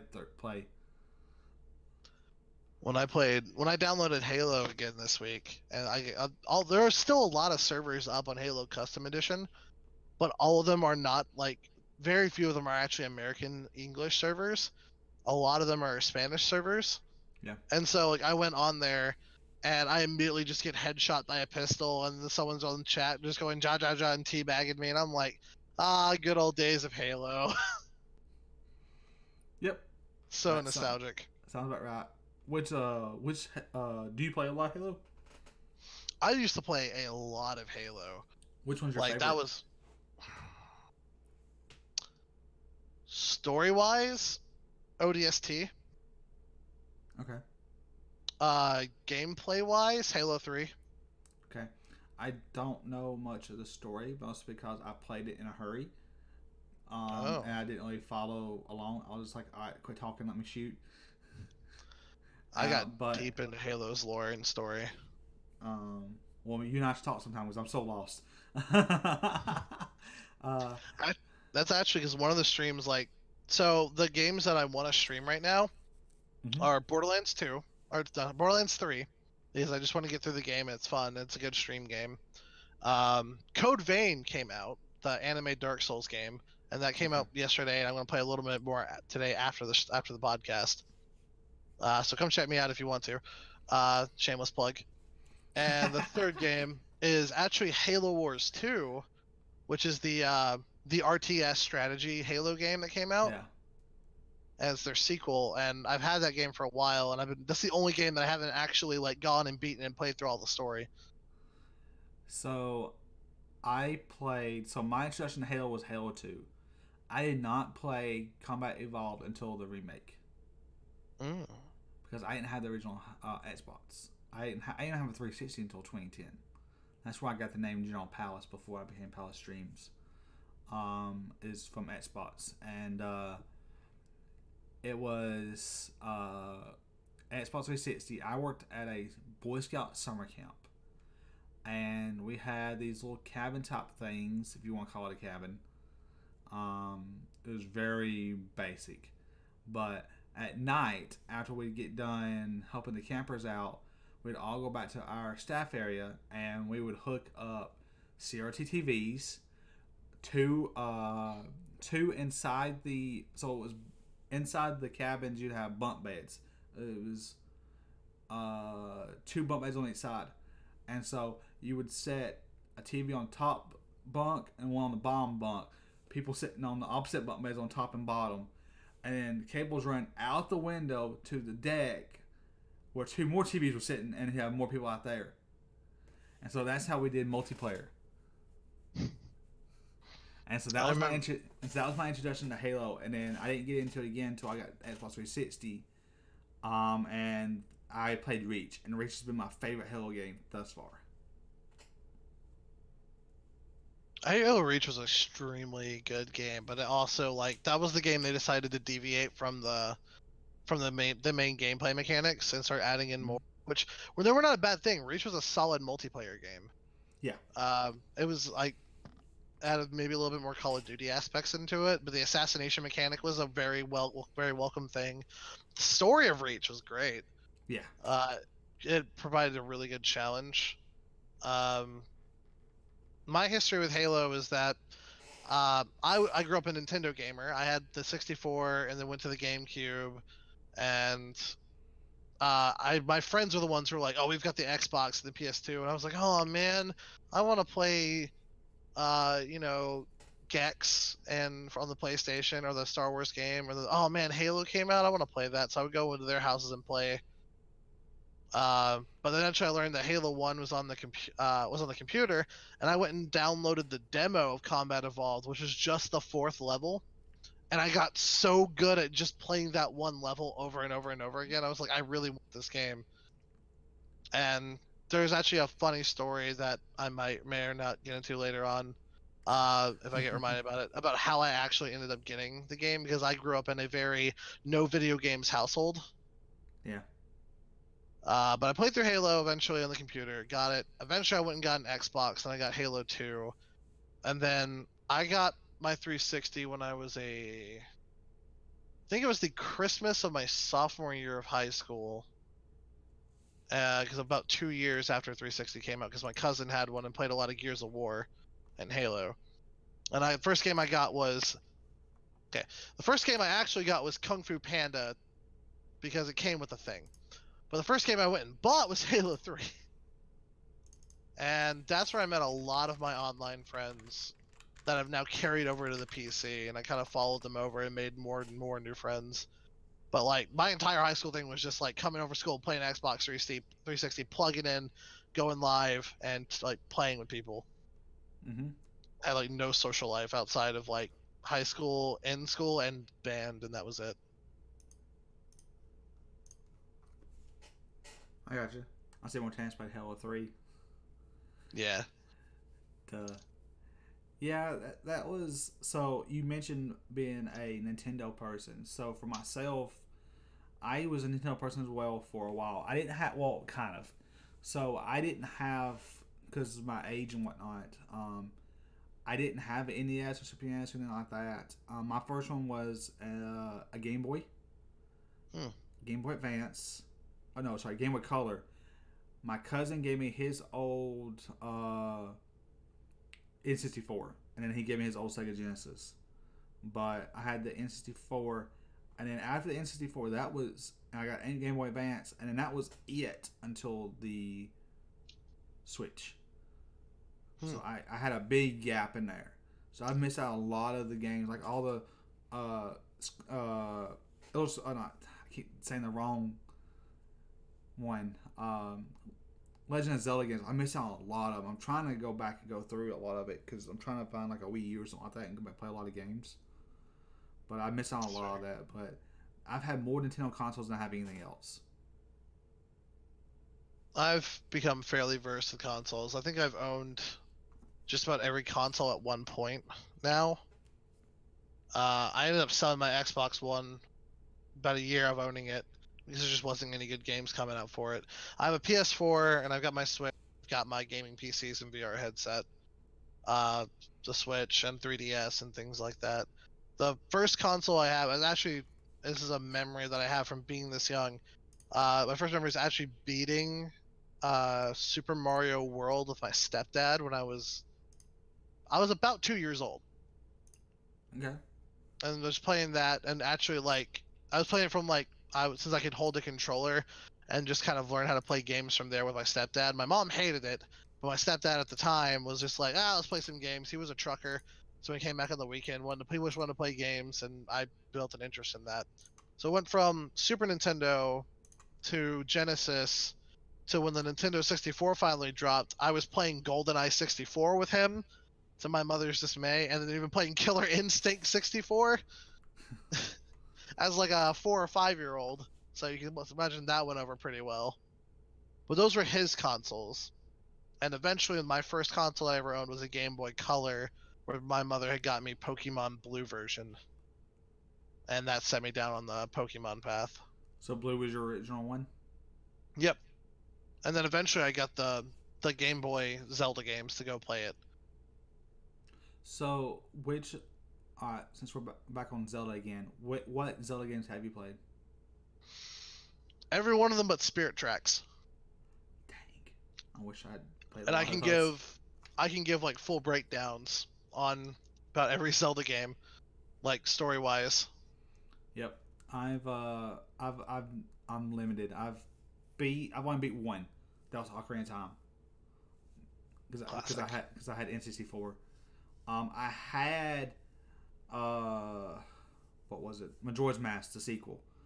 But I could not beat it. I would get so frustrated on day one and die. So I couldn't get things done in time. And so I never got past day one. And then I didn't. Of course, I had Link's Awakening DX, the first one, and then I didn't play anything else about the Wild. And I got most way through it, and then another game came out, and I've quit playing it. And I hadn't got back. I want to get back into it, but I just really hadn't yet. But yeah, that's all I've done. But I want to go. I've been trying to find a Wii U so I can go back and play a lot of the older games I've missed out on. I do have a Wii U that I don't use anymore. And it has a lot of the games like pre-installed on there. I've got Twilight Princess HD. I don't have Wind Waker HD, but I have like Ocarina of Time and I think Majora's Mask downloaded from the eShop on there. What do you mean pre-installed? Like I downloaded from the eShop, so they're digitally installed into the game, into the console itself. Gotcha. Okay, that's cool. Yeah, I've been looking. I just haven't had. I don't know if you want to play it and stream it, since we're local and everything. I wouldn't mind handing you a console if you want to do that. Might take you up on that. So I'll be glad to tune into those streams and also give you some friendly guidance if you get stuck anywhere. Yeah, I'm good at getting stuck. When it comes to games like that, especially the times I have like, when it comes to like, take Link's Awakening for example, if there's a puzzle or something like that, I get stuck quick on those puzzles. I have to be able to see it. If I don't see what they're thinking about it, I get stuck. Or either that, or I get in a hurry and I don't pay attention to what the hint it's giving me is. That's my issue. That was my issue with the color puzzle because it's the color dungeon puzzle because it's a book all the way back in the town and then you got to go all the way over there and they're order and try and decipher what it means. And I was like, gosh. But most of the time I'm pretty good with the puzzles. Yeah. I have very engaging. Like that's the reason why I don't like the Fallout games or Skyrim and thing like that. Is because it's just open world. sandbox, kind of do what you want kind of games, which are fun to an extent. But I'm very much an objective based gamer.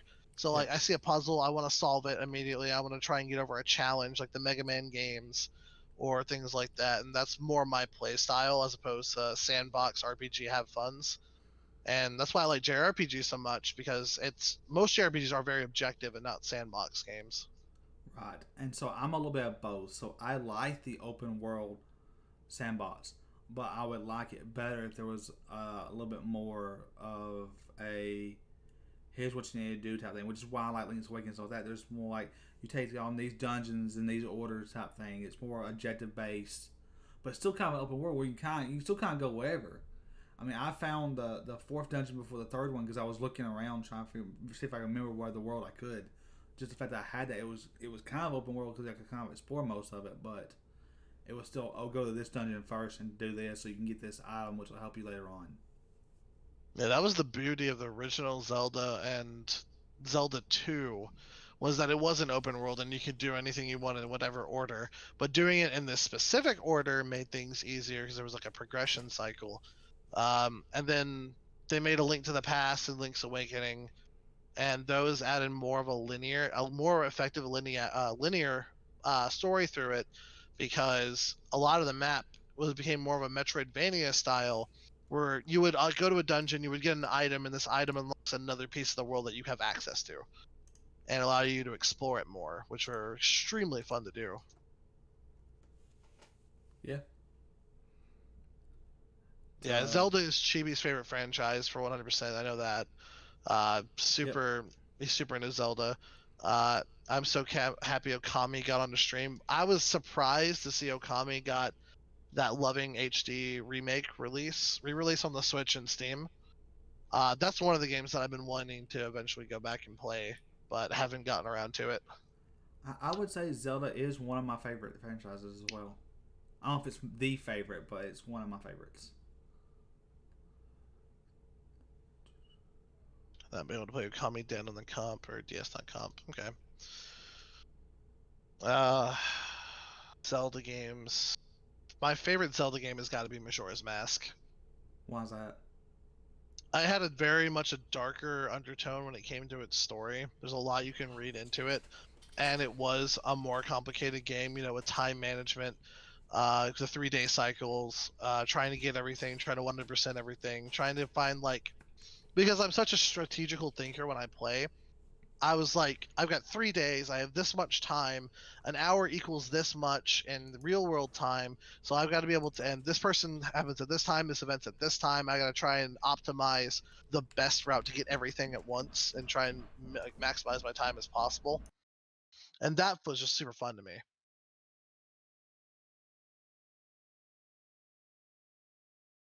I don't hate any of the top-down or 2D ones either. They're all fun. If I had to say my least favorite Zelda game, it's probably the original Wind Waker for the GameCube, and only for one reason.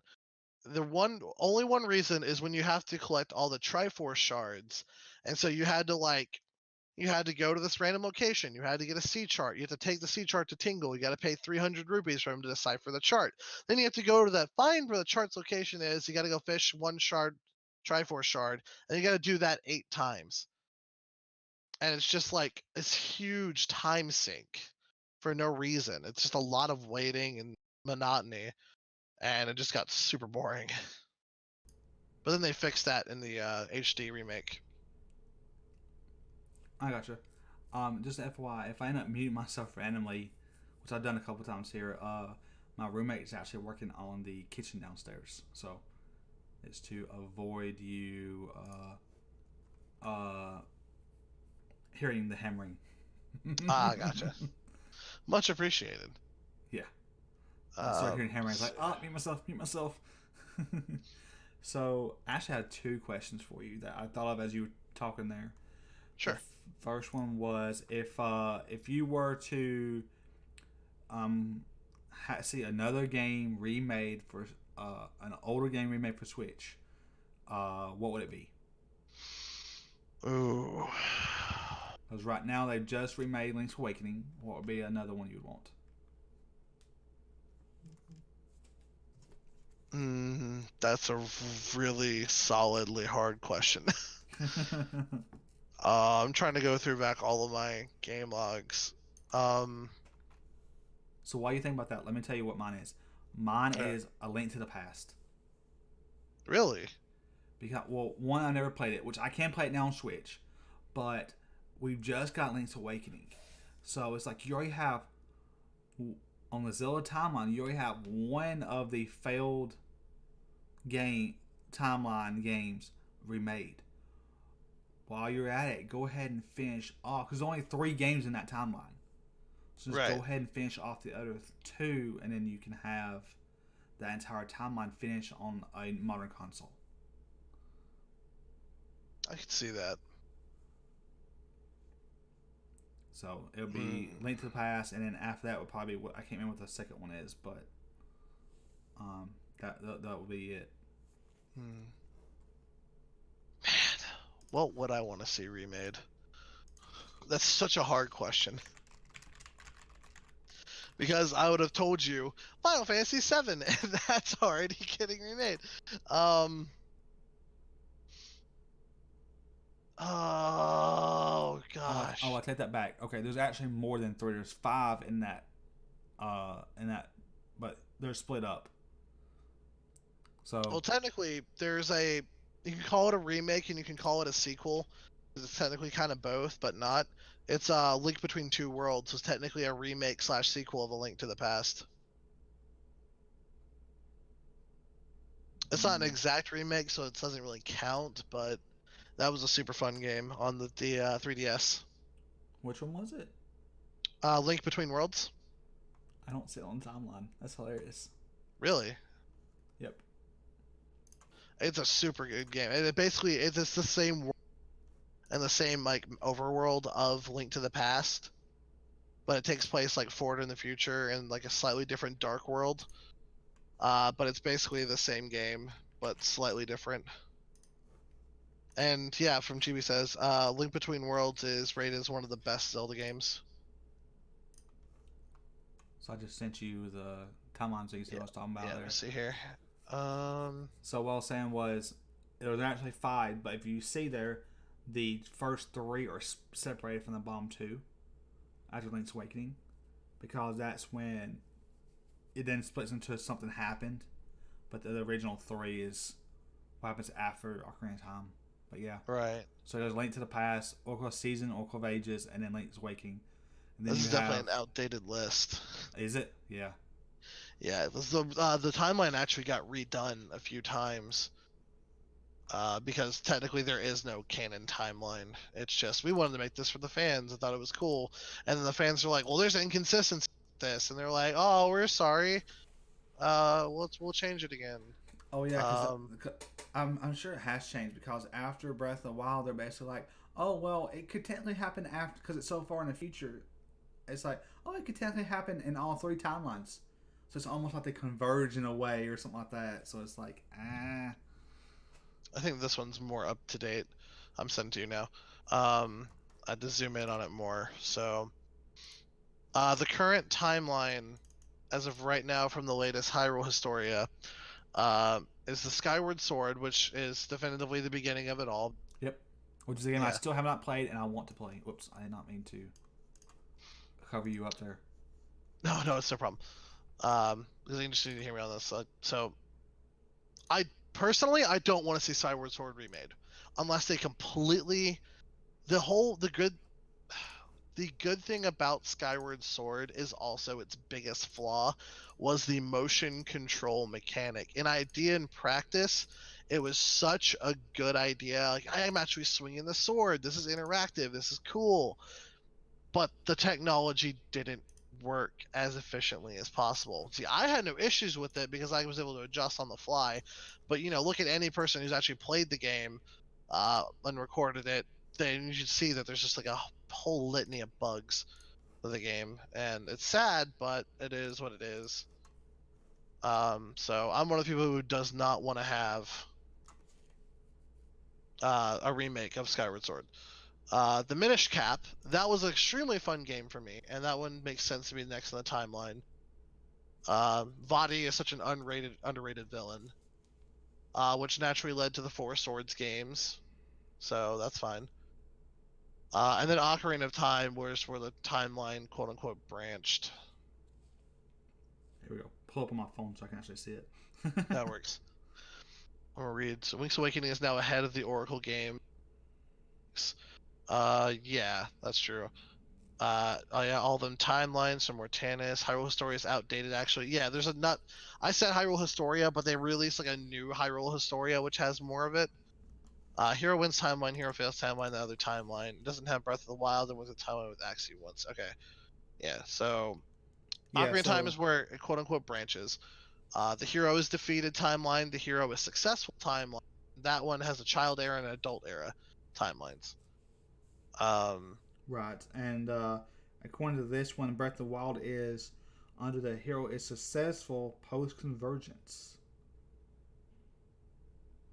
Yeah, because Ganon would have had to been defeated as to kind of make the idea of it.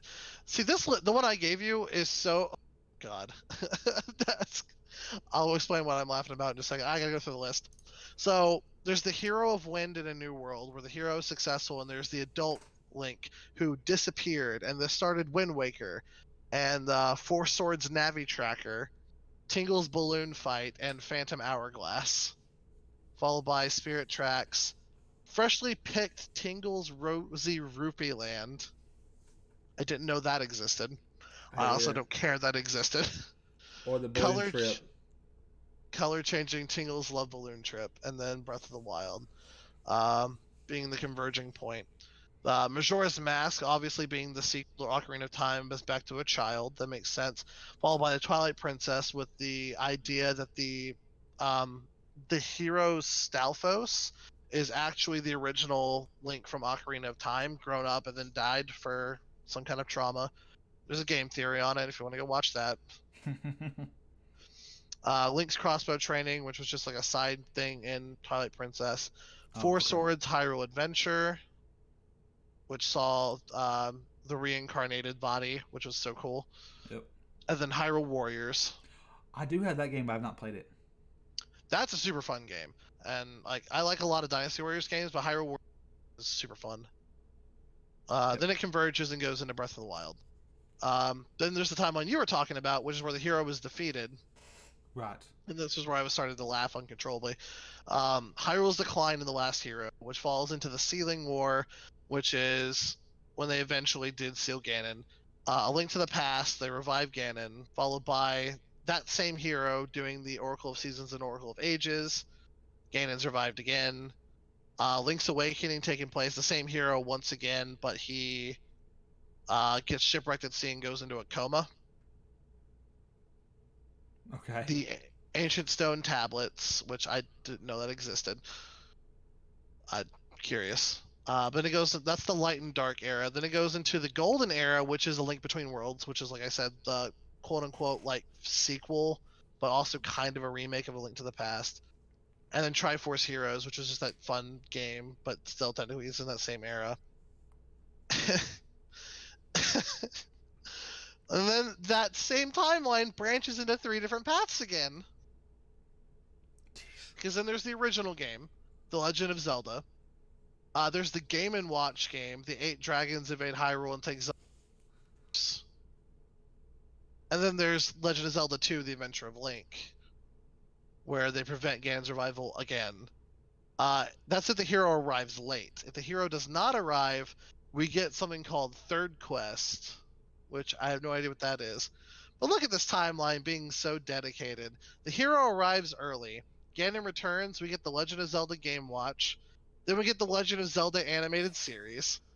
And then we go into the Age of Darkness, where the Legend of Zelda comics game, and then the Philips CDI games, Link, The Faces of Evil, The Wand of Gamelon, and Zelda's Adventure are included.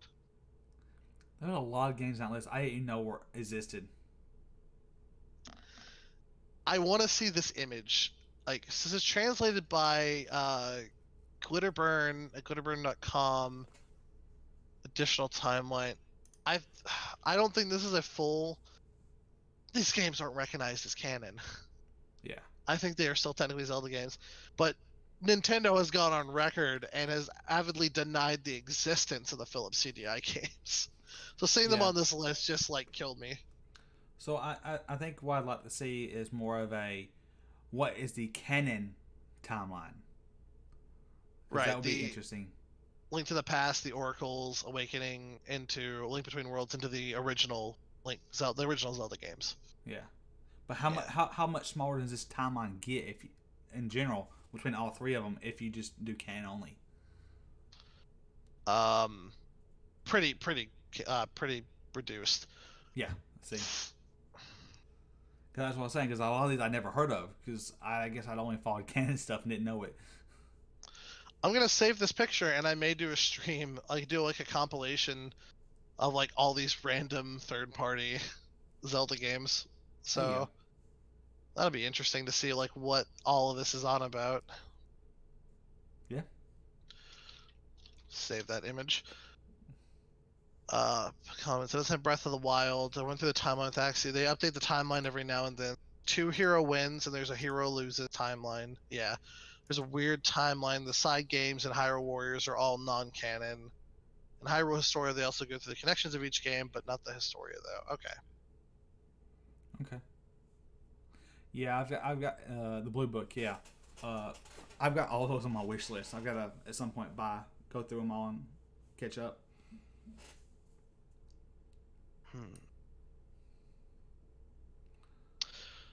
I still haven't thought of an answer to that question. I don't know what I would want to see remade. I know. Yeah, I know one. I would want to see Final Fantasy VI remake because I want to see like a full, really well art designed Kefka, like destroying the world.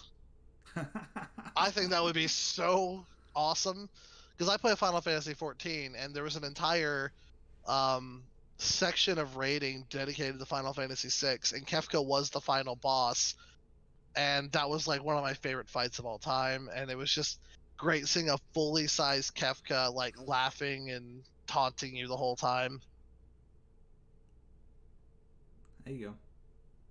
I think that's the best answer I can give on that. I know there's probably myself later and be like, oh, it should have been this game, but yeah, I can't think of it because so many things have already been remade. I mean, I only picked mine because I'm recently playing Link's Awakening, and it was like, oh, it'd be cool to be able to go back and play this, see what it'd be like. Not as a 2D game, but was more modern.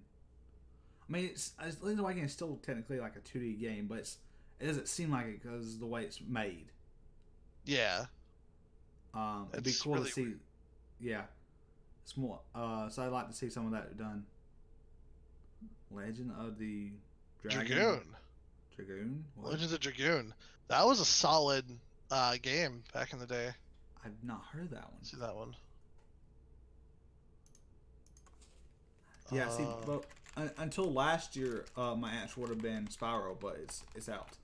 Yeah, that's out. Crash is out. They're just remaking everything. Which I'm fine with going back and remaking stuff. If I had to choose a remake, it would be the Oracle of Ages, Oracle of Seasons. Those are still my favorite. They'll always be my favorite. Yeah, they're literally going back and remaking a lot of the games that I grew up with, so I'm fine with that. We are in that era now where all that's nostalgia. They're cashing in on our nostalgia, and it's kind of dirty and underhanded, but be able to go back and play those games revamped, it's just so much fun. I like Banjo. Never got to play them. Yeah, Banjo-Kazooie was an extremely fun game. Yeah, I played it. It was a lot of fun. Except for Nuts and Bolts, so we don't talk about Nuts and Bolts. Now, for those of us who actually had it. Now, since I already mentioned Spyro, one thing I didn't like about the Spyro game, and I still don't like it now, is the training parts where you have to go through and run through the rings and all that stuff. I'm horrible at those. Yeah, it was like weird tank controls too, so it was really hard to go. Yeah, but yeah, that because there was like 2 or 3 of those in the game, and it's like I always failed at those. I would every now and then get lucky and would get through it, but that's really it. But the rest of the game I loved. Do you think if they redid Banjo, they would make make Nuts and Bolts a good game? I'll go ahead and put my opinion out on that one. Nuts and Bolts was a great game for a build your own kart racer, it was not a good Banjo game. They should not have put Banjo in that. So I think they should just leave that one out. I'm not going to say they can make that a good game. But one remake that really came out of left field and then made me super excited and I loved was Resident Evil 2. So I never played that, but it did look good. Oh, it's such a good remake. I need to go back and stream and finish the other story because I only did Claire's. I just thought of a game. I can't remember the name of it.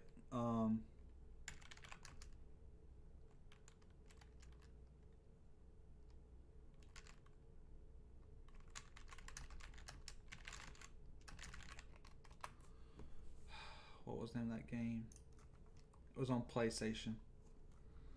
You had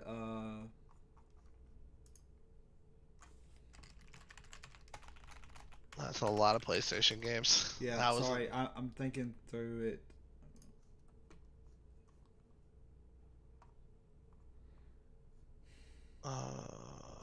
It had cars in it. You would all each car would have its own abilities, whatever like that.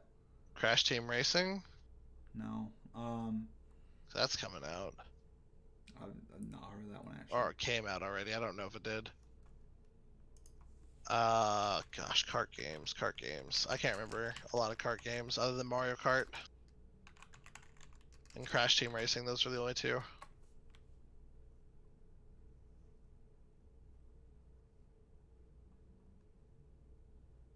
Twisted Metal.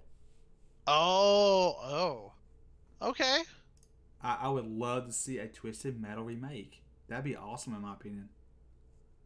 They could do a lot with that game as a remake. Yeah. Because what made me think of it was I couldn't think of the name of it, but I was like they have cars. There's abilities they have, and I could remember one car's name. I had to think of a second one if I could find it, the name of it. As soon as I typed in Sweet Tooth, I was like Twisted Metal. There it is. Yeah, that's the only one I can really fully remember was the freaking ice cream truck with the killer clown, which Yeah, wasn't that Sweet Tooth? Yeah, it was Sweet Tooth. Yeah, Sweet Tooth and Shadow. I played Shadow a lot. I didn't play a lot of Twisted Metal, unfortunately, but I remember seeing those games, and I hated it because I have a fear of clowns, like a really bad phobia of clowns, and so I was like, nope, this game's not for me. I only had one neighbor in my area with a kid that was about my age, and he had PlayStation 2, and he had Twisted Metal, and Twisted Metal 2, and so that's what we would play. We played that in Spyro. I thought my buddy with the next who had an Xbox and had Halo, and I would go to his play it. So, Yeah. Shout out to the friends we used to play games we weren't allowed to have. Exactly. Oh yeah, because it's like my cousin's house. The one that gave me the N64 and all that. It's like if I want to play Mortal Kombat, something with blood, whatever else, it was his house every time. Yeah, that was my buddy's house and my cousin's house because his parents would. My aunt and uncle would actually buy him games, and they let him play World of Warcraft and all that stuff. Well, see, for my cousin, he's 11 years older than me, so he was able to buy the games, and I would just play them. Oh, that's good. Yeah. So, I had a lot of fun with those M-rated games back in the 90s, back when I was too young to play them or buy them myself. So how long is the stream going? It's been about, what, an hour and a half? 2 hours? Running up on 2 hours. I think that's a pretty solid podcast. If take the last few minutes if anyone in the viewers want to ask any more questions or anything like that. Yeah.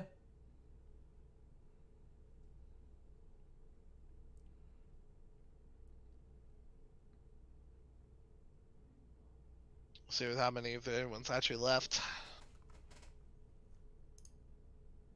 We've consistently held our number, so I don't think anybody's left. We have. What's my biggest fear? Clowns. Followed by spiders. So, mine is heights. And mostly it's because of a dream. So, I've actually had a recurring dream. I used to have it when I was more a teenager. I'd have it more often. I haven't had it in a while. But it was literally like once every 3 or 4 months. I would have this same dream where I'm dreaming I'm asleep, like I'm on the bed, and all of a sudden the bed starts rising up into the sky, and then I fall off the bed. Oh wow. So that did not help my fear of heights.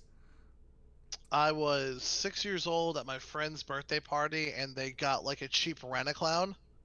We're talking Mm-hmm. like bad makeup, like a 5 o'clock aftershave, like beard sticking to the makeup. Looked like he was just dragged out of a dumpster. With like a really raspy voice, and he was like, "Hey kid, you want a balloon?" And I was like, no, no, I don't. And I'm sitting on the stairs. He's like, "Oh, I'm gonna get you a balloon." And he's sitting there. He's making like a balloon dog or whatever, and his nose, big stupid red nose, falls off his face and lands in my lap. And that traumatized me. And then I kicked him in the nuts and then ran, and he dropped so quickly. And then it's been a downhill slope. I don't. If there's a clown, I don't trust it. It doesn't matter what it is. Clowns are a no go. I got you. You'll float too. I still have to see It Chapter 2. I saw It Chapter 1 with a buddy because he kind of dragged me out. He's not good with horror movies. And I'm not trying to either. get over So phobia. I need to go finish the series and go see It Chapter 2 still. I've just been putting it off. I'm not big on horror movies either. The closest thing I'll get to it will be like Scary Movie or Scream. That's the closest I get to do scary movies. Okay, love a spider. Any other questions? Any other random things?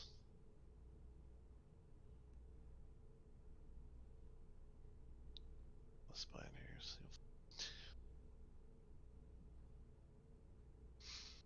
I can just say Bill Skarsgård, the guy who plays It in the Chapter 1 and Chapter 2, what a phenomenal actor. He really brought that character to a whole new level of fear for me. Yeah. Well, I think this is a good place. It was it was a pretty good fun stream. Oh yeah. I'll have to. I want to join more now. I think right now we don't have anybody for next week, so hopefully we'll get somebody volunteering. We'll get some more podcasts up soon. And this will probably go up later in the week. I know Amy uploaded before she left episode 2, so she'll have to upload episode 3 and then this one. So look for episode 3 and maybe 4 later this week. Again, this is, if you're new to the channel, thank you for following. And so I haven't been able to test notifications. So I know Amy changed some stuff around in the last couple of episodes, and I redid it, so I don't know if it works now. But I do have the dashboard up, and I can say thank you, JMO and AtsMu, for following.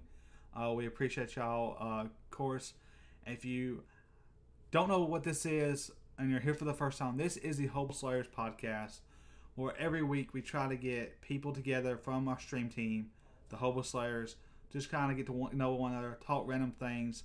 Now it's been very much a Halo, more like a Nintendo style episode than anything, but it's been a lot of fun. We're gonna raid somebody. Let's see who we got online. Let's see who's online. If you look down to the headline where it says the title of the podcast, you'll see the team Hobo Slayers there. And I think if you click that link, you can see some of the awesome, great members of this team so far. Everyone's been super. I haven't been here for that long as a member, but everyone's been super welcoming, and I really encourage everyone to support everyone a part of the team. Yep. And this podcast has been a great opportunity to highlight members and have people come out and kind of also bring communities together to try and make one overarching community for the Hobo Slayers, because we all have fantastic fans and followers and have been supporting us, and hopefully we can all come together and we're gonna take this pretty far. Yeah, it's pretty good size too. If you count this channel, there's 37 channels on the team, so there's plenty of people for you to choose from. Find some new content. But with that, everybody, we're gonna raid Hero Vision. And we will see you next time. Have a great night.